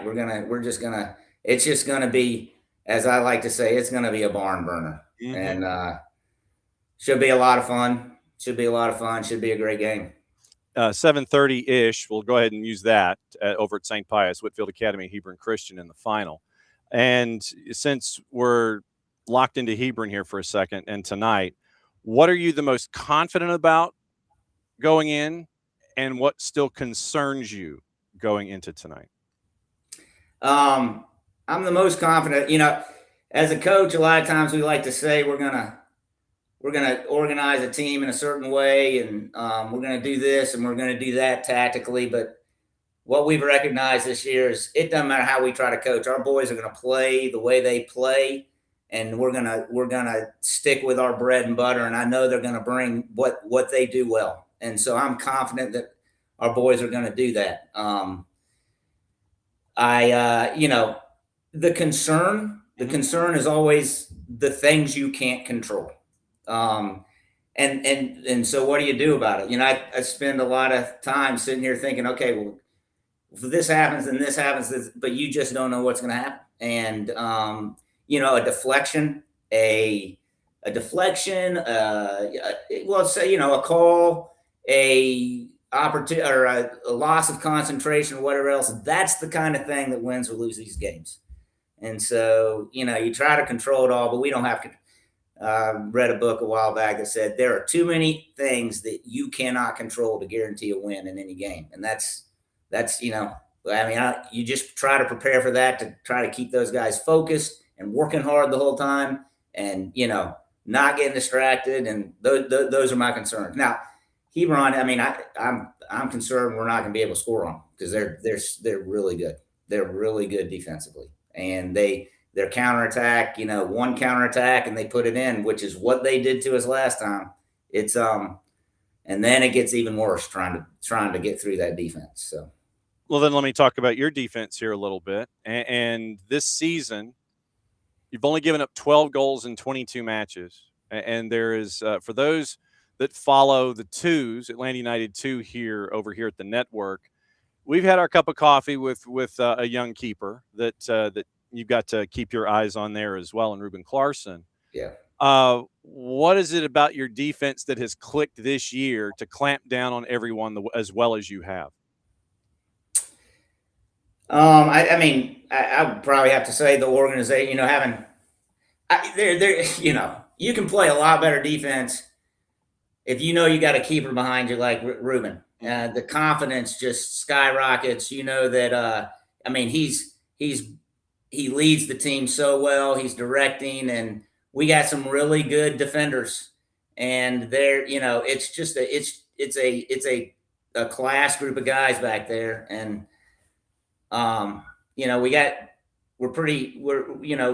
for the most part, we play a lot of in the offensive third, so that helps as well. But our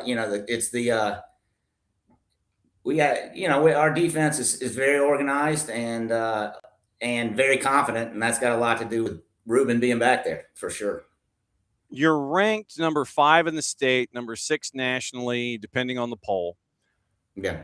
Are you a coach that embraces that kind of number? Do you sit there and talk about it with your players? Do you have them try and ignore noise like head coaches doing interviews on morning shows the day of matches?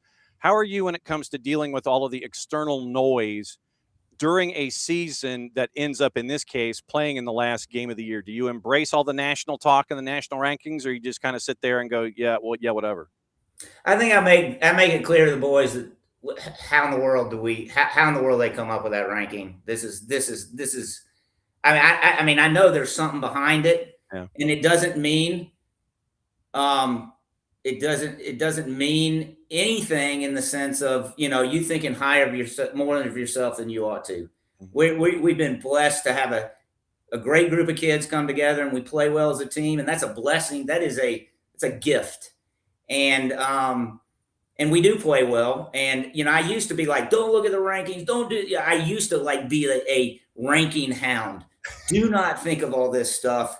Do not let this bother you. But I actually the other day showed them the rankings and I said, listen, at some level, we need to be confident that we can play good soccer. This is what people think of us at some level. At some level, it doesn't mean really all that much, but we need to play like we are a really good team. And we don't need to doubt that. But at the same time we do that, what do we think of ourselves when we do that? Do we think we're better than we are? Do we think we're more important than other people? What is our thought process as we do this? Why are we playing? Are we playing for each other? Are we playing for something greater than ourselves? Or are we playing for ourselves?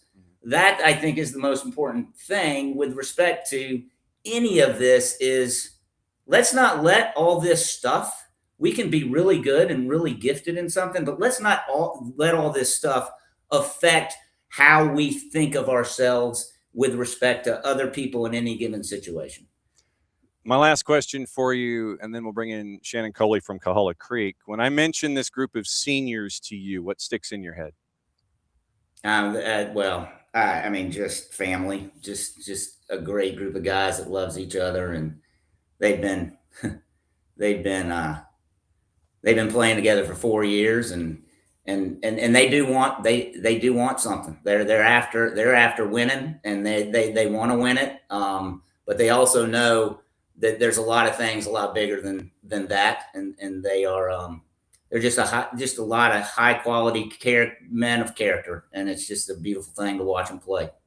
7:30-ish. I'll use the ish because you never know with if things go longer than 80. So 7:30 tonight.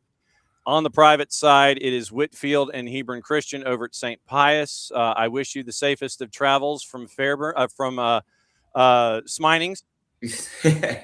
I don't know if it's Sminings or Sminington where you officially are, but it's, that's about it. That's right. Yeah. The mix of Smyrna, Vinings, and Mableton, right? Right. Exactly. Yeah. So just safe travels over the top end, or however the Google Maps folks are going to try to get you to St. Pius. And Nick Alifi, Justin Hanover on the call tonight over on NFHS. It's great to see you, Steve.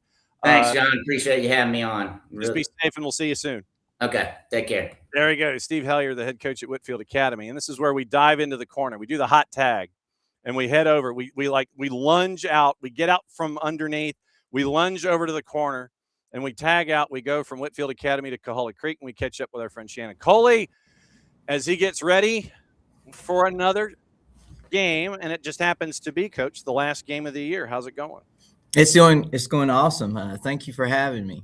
It's always good to catch up with you and find out what's going on. And if we were able to catch up in a way where we could get you on match day -1, not because Justin Brantley at Islands, he was joining us from the bus as he was driving on I-16 just to let us know that they were leaving and heading this way.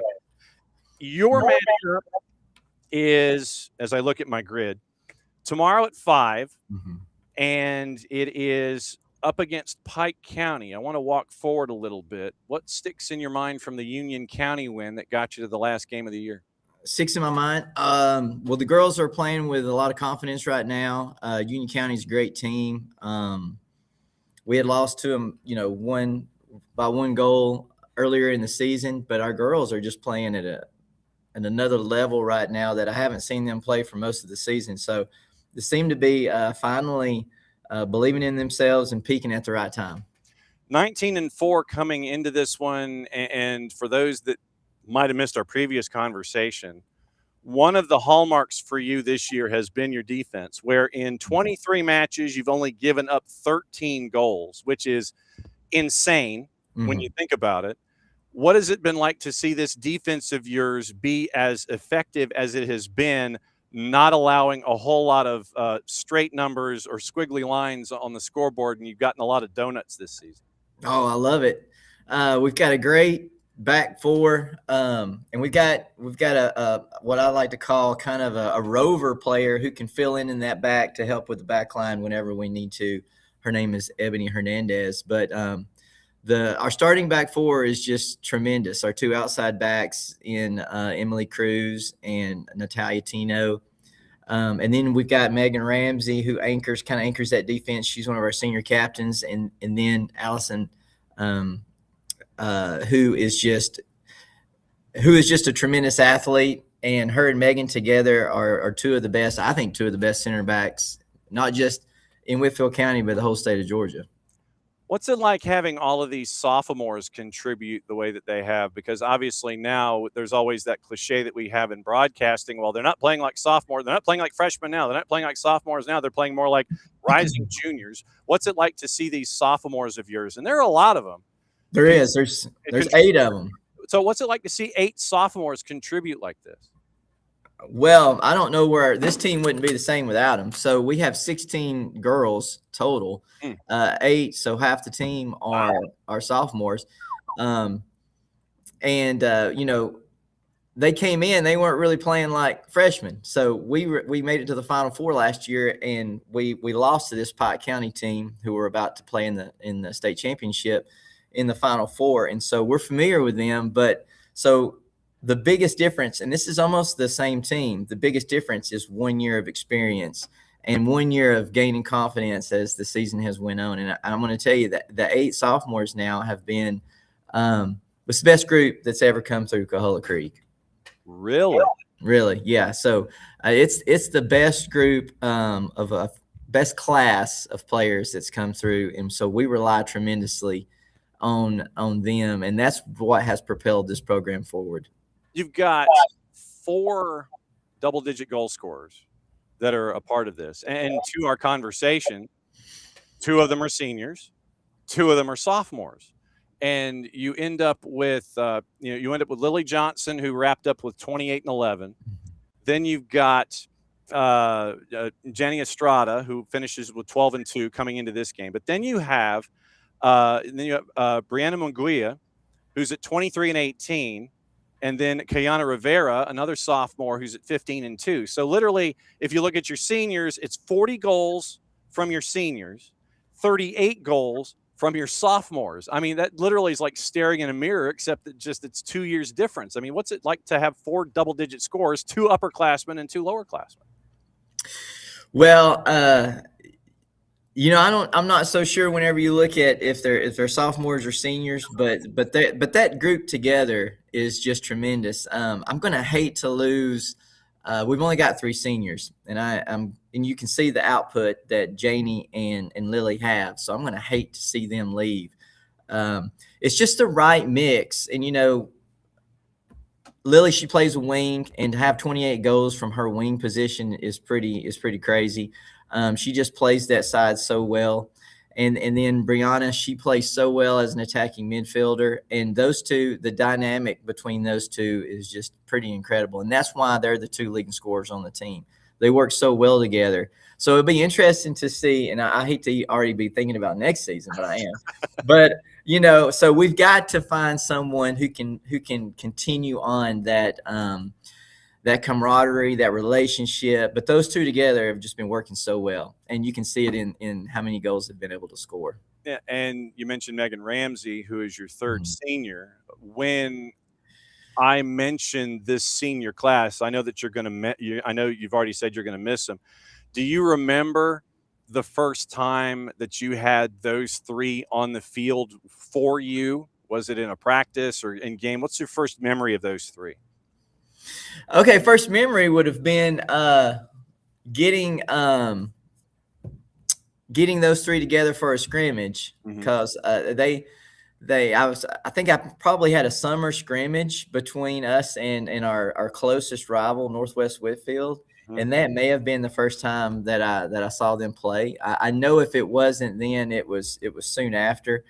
But both Megan and Lily play on the club scene, and so they had girls, trying to pull them to their schools, their high schools, because they were trying to get there. So there's a lot of recruiting going on, and they're trying to get some of the best players to go to their schools. But thankfully for me, Megan and Lily both decided to come to Coahulla Creek, which is where they were supposed to go, where they were districted to go. And her dad, Lily's dad, and I have talked about that whole process of trying to be pulled to these other schools, and how thankful that they are that they decided to stay with Coahulla Creek, because now Coahulla Creek in Whitefield County is the first girls team to make it to the state championship game.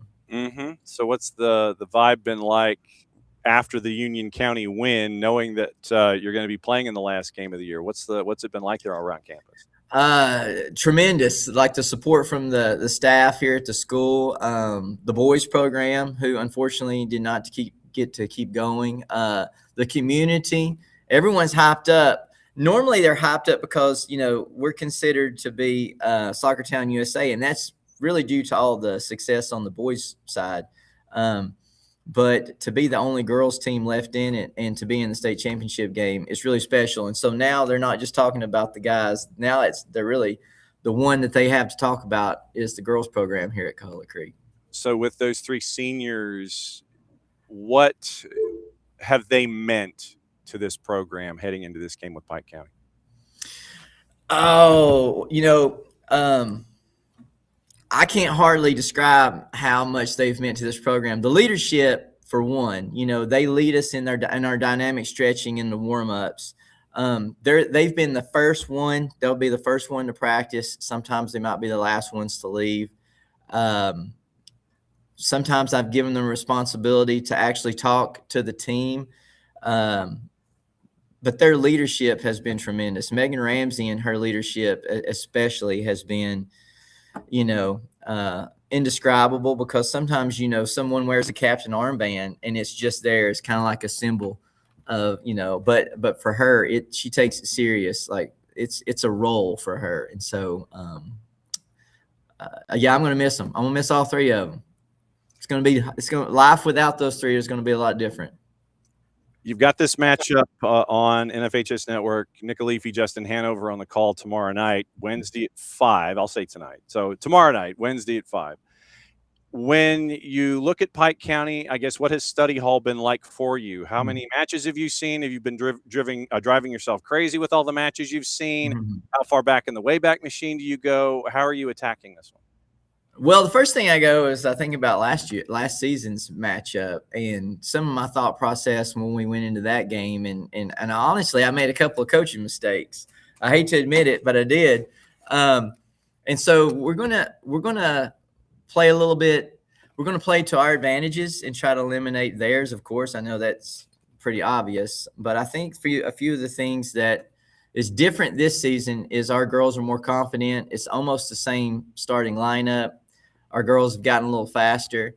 I think we're going to be able to match some of their talent a little better as far as when it comes to speed, playability, decision-making, leadership. And I like to think that we always, no matter who we play, we have the most aggressive team. So we have some of the toughest girls in the state of Georgia. And I think whenever it comes to toughness, there's not a team that can match ours. So then what are you the most confident about, and what still concerns you about this match? I'm most confident that the girls are going to rise to the occasion and they're going to play their hearts out, and that they're going to find a way to create opportunities. What would scare me, obviously, is Pike County is a tremendous athletic, well-coached. Coach Osteen does an incredible job there, and he's got like over 300 wins. He knows what he's doing, 21 consecutive playoff appearances or whatever. So they're going to be well disciplined. But I think the thing that would scare me is that, just that they're a talented team. But quite honestly, that don't scare me that much. We play talented teams all the time here in Whitefield County against Northwest and Dalton. And so what I'm more excited about is our strengths this season and what I think we're going to be capable to do in this matchup. And we can't wait for it. I'm going to, since you're on the girls' side, you get to bat leadoff, so there's no ish when it comes to the start time.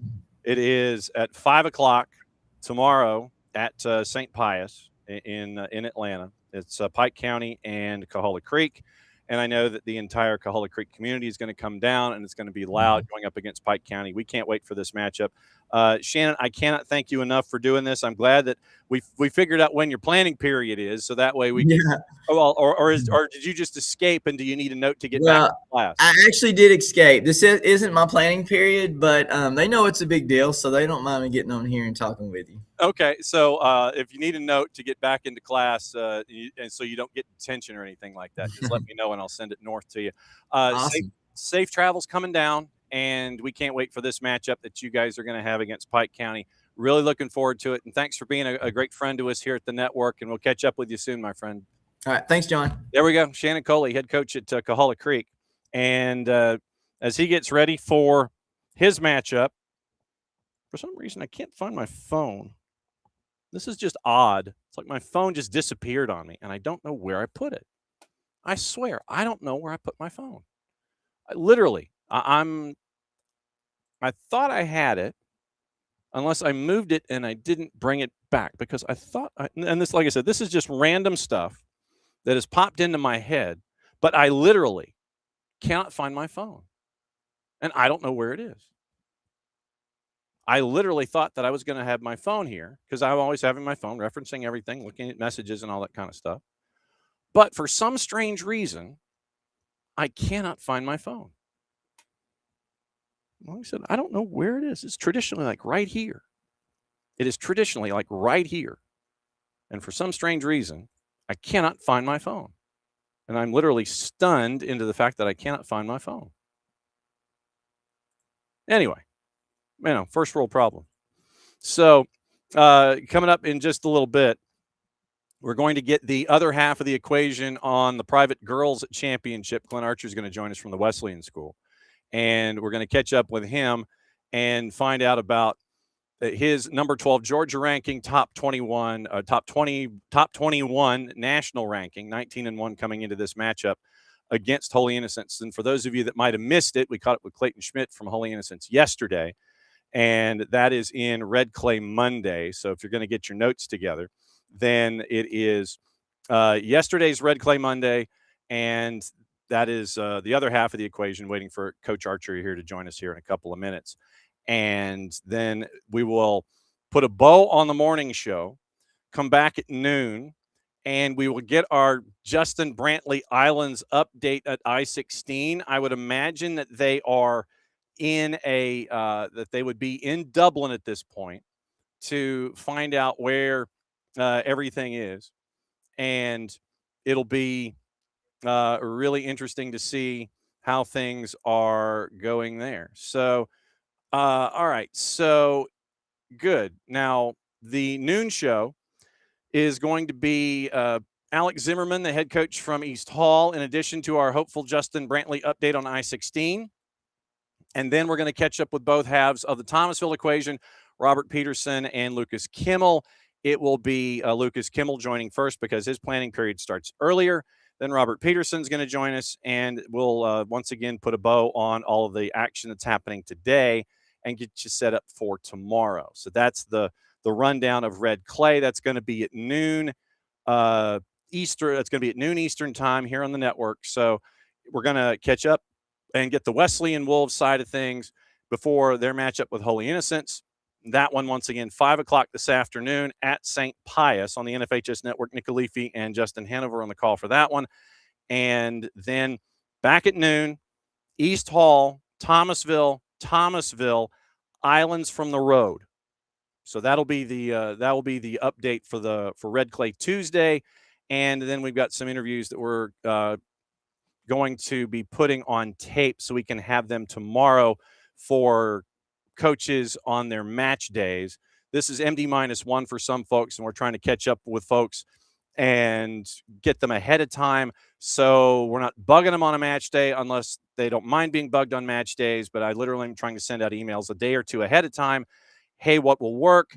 Can you come and hang out? Let's tape something because I know that you've got a long distance to go and all that kind of stuff. So we're going to be catching up with Kelly Bowler this afternoon from Johns Creek. We're going to be catching up with Savannah Arts Academy. Those will be on tape, and those will be in red clay tomorrow. In addition to, looks like I think we're going to have Jason Page from Walton on at 12:30 tomorrow, and that will be live. We're also efforting Jason Galt from West Forsyth for the 6A girls matchup. So hopefully we can have the two of them in the building for Red Clay Wednesday, starting at noon across the network. Tomorrow, hour number 1 is going to be setting up Major League Soccer because you've got over a dozen games. We've got to get into juice boxes, matchups, officiating crews, all of that. That'll be in hour number 1 with our UPSL update. Dylan Butler, MLSsoccer.com, should be joining us, the busiest man in the Northeast, at 10 o'clock. And then we'll go through the rest of the day. Jason Park from our Murchie is set to join us at 10:45 tomorrow to continue coverage of everything in the high school side of things, since Jason's planning period is during the morning show and not during the noon show. So this is what we've had to juggle, and I can't thank all the coaches enough for this in juggling all the things and making sure that they can come and hang out with us as they do. So very, very cool stuff there. As we have been able to try to piece this together when it comes to any and all of the stuff that is attached. So it is, once again, one more coach today, then that'll be it for the morning show. And then, like I said, then we'll come back at noon. We'll break everything down there, and we'll keep it rolling. Let me show you, just to let you know. Bugs me that I can't find my phone. Just to give you an idea as to what we are looking at when it comes to trying to orchestrate all of the coaches that are attached. And here's the list, and I'll show you the list here. So there's the list and all the cross-offs and everything, and I have to turn this so you can actually see the piece of paper. So here's all the coaches from all the matchups, and the ones that I've been able to get in touch with and the ones that are still on the board that I'm trying to space out. One of the coaches that I was able to catch up with is wrapping up the morning show. And for this one, we go to the Wesleyan School and catch up with Glenn Archer. How are you, sir? Hey, John. I'm doing very good. How are you today? It is a championship Tuesday, sir. And I don't, coaches, when it comes to match days and MD-1s, I don't know how they are. They might have their rituals and everything. And it's like, catch up with me on MD-1. I'm really busy on match days. But you seem to be pretty cool heading into a matchup at 5 o'clock. No, well, thank you. I mean, I also had class. I had 2 classes this morning, so I do teach in the high school. And I had just had 4 of my players just kind of walk into my office a few minutes ago, and they're ready to go. But we did say, truth be told, that we just went through our breakfast routine, and it was exactly what everyone had when we played last Thursday in the semifinals. They repeated their breakfast. So I guess there's a little bit to be said about that. But are you? And I'm not going to use the stitious word. Are you ritualistic at all when it comes to these kinds of things? Sounds like the players are. Yeah, I would say not me. But listen, but we are wearing the exact same thing as coaches that we wore the last couple of games. So maybe there's some comfort in that. But no, we had our last practice yesterday, as we all do this week, those of us playing, and we had a very much a simple kind of. We went through our standard routine. We tried to keep things as normal as possible, and then just do a little bit of a walkthrough with what we expect from our opponent today. But yeah, so there's some tradition, maybe some things that have gone well that we want to kind of repeat, kind of get our mind right. But it's helpful probably for the girls and for the coaches to do that. When I want to walk forward here, so going back to the Lovett game, number 1 versus number 2, depending on the rankings and the standings and what points that you reference. When you have this matchup with Lovett, and you know that it's going to be, now that you've had a couple days to think about it, what sticks in your mind from this match that you carry forward to Holy Innocents today? Yeah, I think the Lovett match, Virginia does a great job with that program. We have a lot of respect for her and what she's done over the years. And, they're the one that put us out a year ago. They killed us 8-1 a year ago. And so for us to do what we did was really special. I think the biggest thing I would say was we went up 1-0.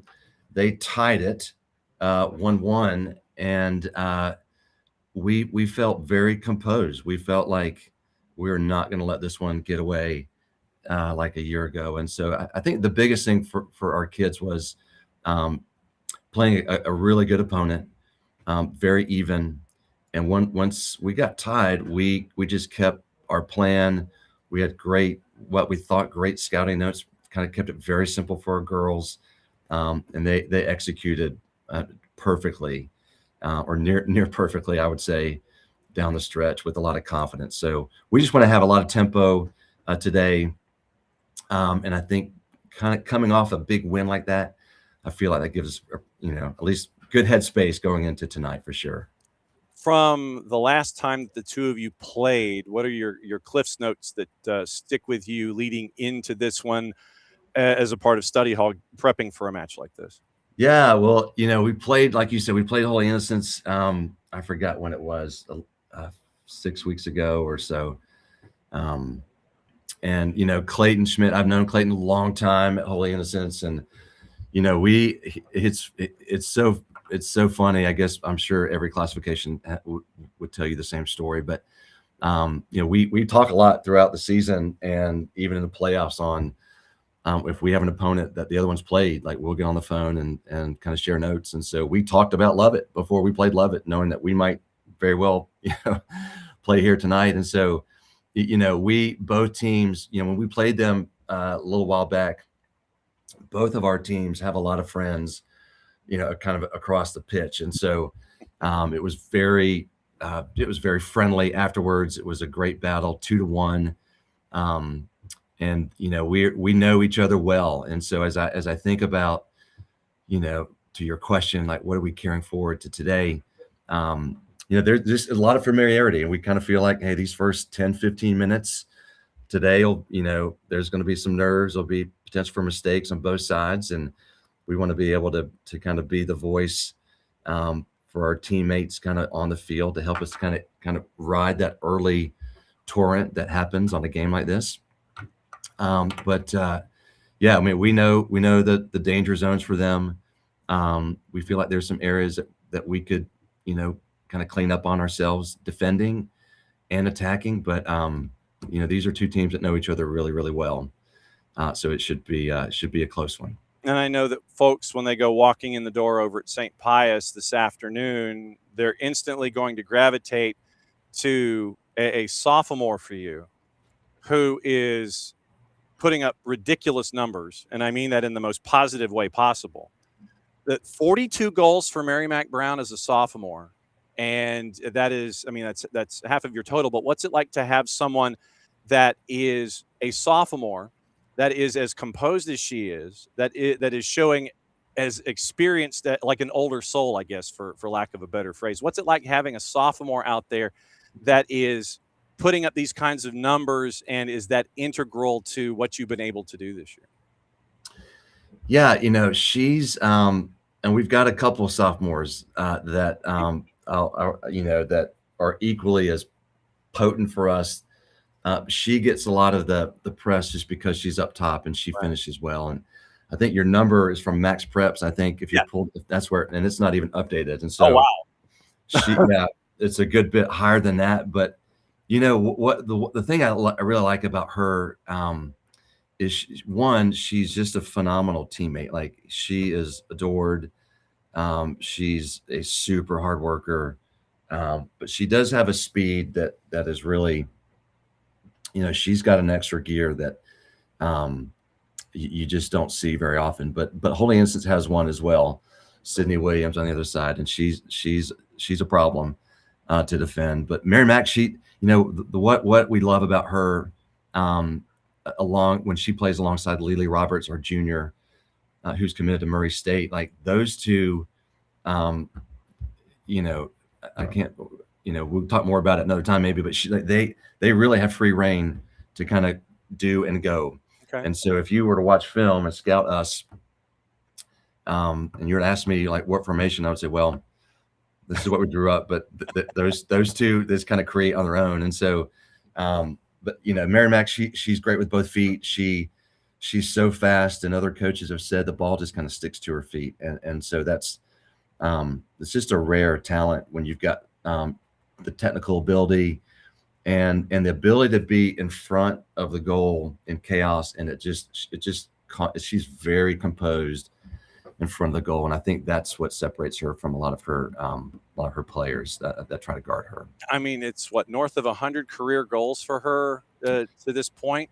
Yeah, she just hit, I think she's at 101 already. And I'll say this to her credit, and she would be the first to deflect it to her teammates because, we've got a phenomenal back line, a tremendous goalkeeper. When you say sophomore, I thought you might ask about Mary Mack, but Amara Acko in the center is another sophomore, and she's a 5'10", sturdy, just brilliant player with both feet. But yeah, Mary Mack, she's at that number. Like I said, she'd be quick to deflect, but most of those she scored in every game, and we played some power programs this year. And when she put up 5 against Buford, I think that got some people's attention. And Buford's a great, Megan Hill's a phenomenal coach there. And so, yeah, she's special. She's special. And so she didn't hold on to the ball long too, which is good because she's going to be double teamed, or, some teams have been more aggressive against her, but she didn't hold on to the ball long because she knows they're coming. And I always like to ask coaches, especially in a postseason, this question. Not every win is an A+. Not every loss is a flunking grade. What did you learn about yourself in the Marist loss that you were able to apply to the successes forward to get you ready for a night like tonight? It's a great question. Curtis Ensberg is the head coach there at Marist, and his wife works over here at Wesleyan. And so I know Curtis, he's just a great coach. He's a really talented coach, and he's got great players. And so we really wanted to play. When we scheduled him a year ago, it was kind of in that whole mindset, to your point, like, what can we learn about playing one of the best teams in Georgia, if not, nationally? I mean, they're really a phenomenal group of girls over there, super talented, super fast at all positions. And when they sub, there's no break. I mean, it's relentless.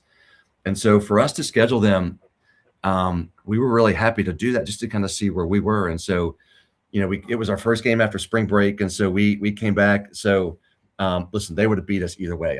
That's they would have whitewashed us either way. But we tried a couple formations. We tried different people in the midfield and in the back line. And so we have 10 freshmen on our roster, and we kept 24, which is a large roster. So we kept 10, and we really put those freshmen, in the fire on that game. And a lot of them, we were able to, and they all came through it with some things to learn and some things that they should be proud of. And so for us, that was it. That was the first game after break for us. And it really became an attention grabber for us. It was one where our seniors really, and they've done this all season, as I would expect most teams playing this week their coaches might say the same thing. You've got great senior leadership. You have a chance to really do something special. And so they kind of brought our freshmen along and said, we'll start 3 tonight, 3 freshmen. And that Marist game for them gave them confidence that they can fight in with some great players. And it also gave our upperclassmen a chance to say, hey, listen, we can do something special this season. but we're going to need the freshmen. And now at middle of May, they're almost like sophomores, right? They've played 20 games, and we get to play one more today. We're thankful to do that. And so, yeah, it was a learning curve for us, that game. It was special. We've watched the film, we've talked through it, and so that was one that we've gone back to in those early weeks after that game, and we've been in pretty good clip ever since. What are you the most confident about going into this matchup against Holy Innocents, and what still concerns you about this match tonight?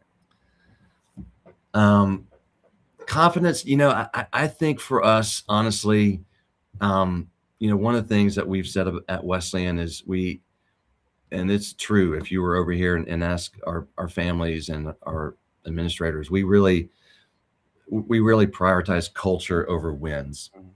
And I know it's easy for me to say that here late in May playing, but it's true. Like the way we manage our program, the way we seek to value the girls and care for them throughout the season, and that's the most important thing, that we honor God as we do this. And so we're very much, that's the most thing we're confident in. So I think because we'll see, but because we have that mindset going into tonight, like it's, we're playing. Do we want to win? Yes. I mean, every one of us woke up super early before the alarm, head spinning, right? And so, we have that mindset, like our culture is most important, but yes, we want to win. But just, kind of technically, specifically, I think I'm most confident in our back line. Like our goalkeeper, Ansley Jamison, she's a junior. She is very, very good. I mean, I would put her up to, against anybody in the state. She's talented, very smart, athletic. So it starts with her. And then our back line. So we have to be able to defend Sydney Williams. I mean, I don't know what her numbers are statistically, but they're monstrous, I would guess. Watching film on her the last, lot of games. We got to stop her.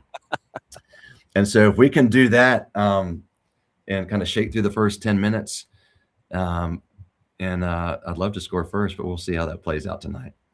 I'm checking really quickly just to see if the numbers are here for Sydney. So it's 30-3 is where she is. Yeah, 30-3 is as a freshman, Sydney's putting up those numbers, and so one of the true talents here in the state of Georgia. Yeah, no doubt. And I'm glad that you mentioned keeper, because I did want to get into Ansley and the 12 clean sheets that you have defensively this season as you head in. So when are you leaving campus to head down to Pius? Yeah, so we're going to kind of do business as usual. I mean, like I said, I had Amara, Mary Mac, Ansley, and Lily in my office just before you called. And they're like, can we get out of school right now? I'm like, no, we've got a couple more classes, lunch as usual. Fortunately, St. Pius is only 20 minutes away for us. So we'll get the kids out at 1:50 after that first class after lunch. We hope to be on the road by 2:30 and park at 3 down at Pius, and then we'll kind of going to give us about 15 or 20 minutes before we kind of start our routine, which is players only meeting. They'll do that at 3:30, and then whenever they let us know they're ready, then the coaches will come in and we'll kind of walk through our game plan and then take the field close to 4 and then do our routine as we always do. But fantastic. That's the plan. It is the last game of the year. Glenn Archer, the head coach at the Wesleyan School on the girls' side of things. Great to see you, my friend. Yeah, John, thank you. To steal some time. And like I said, if you ever need a note to get back into class or anything like that, just let me know. And we'll see. I'll put it on letterhead. Please excuse Coach Archer for. Yeah. Hey, I might need it. Tomorrow morning, regardless of what happens, but I might need it tomorrow morning for sure. Well, I mean, if something were to happen and you were to, I don't know, get the Duke tonight, then, maybe first period. Hey, morning show starts at 9:05. I'm just saying. Yeah, I could come see you at 9:05. That's perfect. Hey, John, thanks for having us. You do a great job, and we appreciate around the state what you do for soccer. So thanks again for having me. Appreciate you, my friend. Be safe. Get down 85 South, which is always a bonus the time of day that you travel. Exactly. We'll be watching you tonight. All right, John. Thanks. Take care. There he goes, Glenn Archer, the head coach at Wesleyan. So the Wesleyan school getting ready for Holy Innocents. Nick Alifi and Justin Hanover on the call at 5 o'clock this afternoon. And it is going to be the leadoff game for the two of them on the private side of things. So quickly, let me go through the rundown and let you know what we got, because we're coming back top of the hour and we're going to get into Red Clay Tuesday. We're going to catch up with Thomasville, Coach Kimmel and Coach Peterson, like 12:20, 12:30. We've got tape on East Hall and Alex Zimmerman, so we're going to play that for you as well. And we get our Justin Brantley Islands update. He should be stopped on I-16 in Dublin by the time we catch up with him at noon. So 5 o'clock, NFHS, Oconee County, Jefferson at Duluth. Maddie and Jason on the call for that one. Heavyweight battle to kick things off at 5 o'clock. Then Holy Innocents and Wesleyan, Nick Alifi, Justin Hanover. That is also on NFHS. We'll keep an eye on that one as well. Obviously, we talked to Clayton Schmidt yesterday. We just got off the horn with Coach Archer. You know that one cold as well. After Islands and East Hall, AAA, 7:30-ish in Duluth. Once again, that is Maddie and Jason on that call with Islands and East Hall. And private on the boys' side, caught up with Chad Griffin yesterday, caught up with Coach Hellier this morning. Whitefield Academy, Hebron Christian, 7:30-ish Tuesday at 7:30-ish here on the network. So that's a show. Spending the last hour plus, or last 50 minutes on the high school championships. That's what we're going to be doing this week. We're going to be drifting in and out of the pro game, what's going on. Tomorrow, obviously, we're going to be heavy Major League Soccer with the midweek matchups coming up in hour number 1, leading into our UPSL update, leading into Dylan Butler, catching up with Jason Park at our Murchie at 10:45. We'll see if there are any coaches that happen from tonight that want to hop in, and we'll see if the connection will behave and do that. But noon, we're back for Red Clay Tuesday, East Hall, Thomasville, and you. So that is the morning show here on the network. Dial up the NFHS network, and we'll let you know what's going on at St. Pius and at Duluth at 5 and 7:30-ish tonight. Thanks to Coach McAlpine at UGA for breaking everything down when it comes to the football between the hedges at FUTBOL August 20. You now have your assignment. Be there, Bookham Dano, Aloha. 6 o'clock on a Thursday night. Setting a record is what it's all about, and continuing to tip the hat to the 96 Olympics, the 99ers, the growth of women's soccer, James Madison, UGA. Great to catch up with Coach McAlpine and let everybody know what's going on there. And thanks once again to Jake Stanley and everybody at UGA for helping us out there. Once again, back in 35 minutes-ish. We'll talk Red Clay Tuesday, presented by our friends at Kaiser Permanente, as they always are. Couldn't do any of this without them. For everybody here, to all of you there, thanks to UGA, thanks to the schools, and thanks to the GHSA for being a great partner with us here at the SDH Network. Since it is the end of the show, Mucha Plati, I'll play it safe. This means I get to do this back in 35 minutes or so.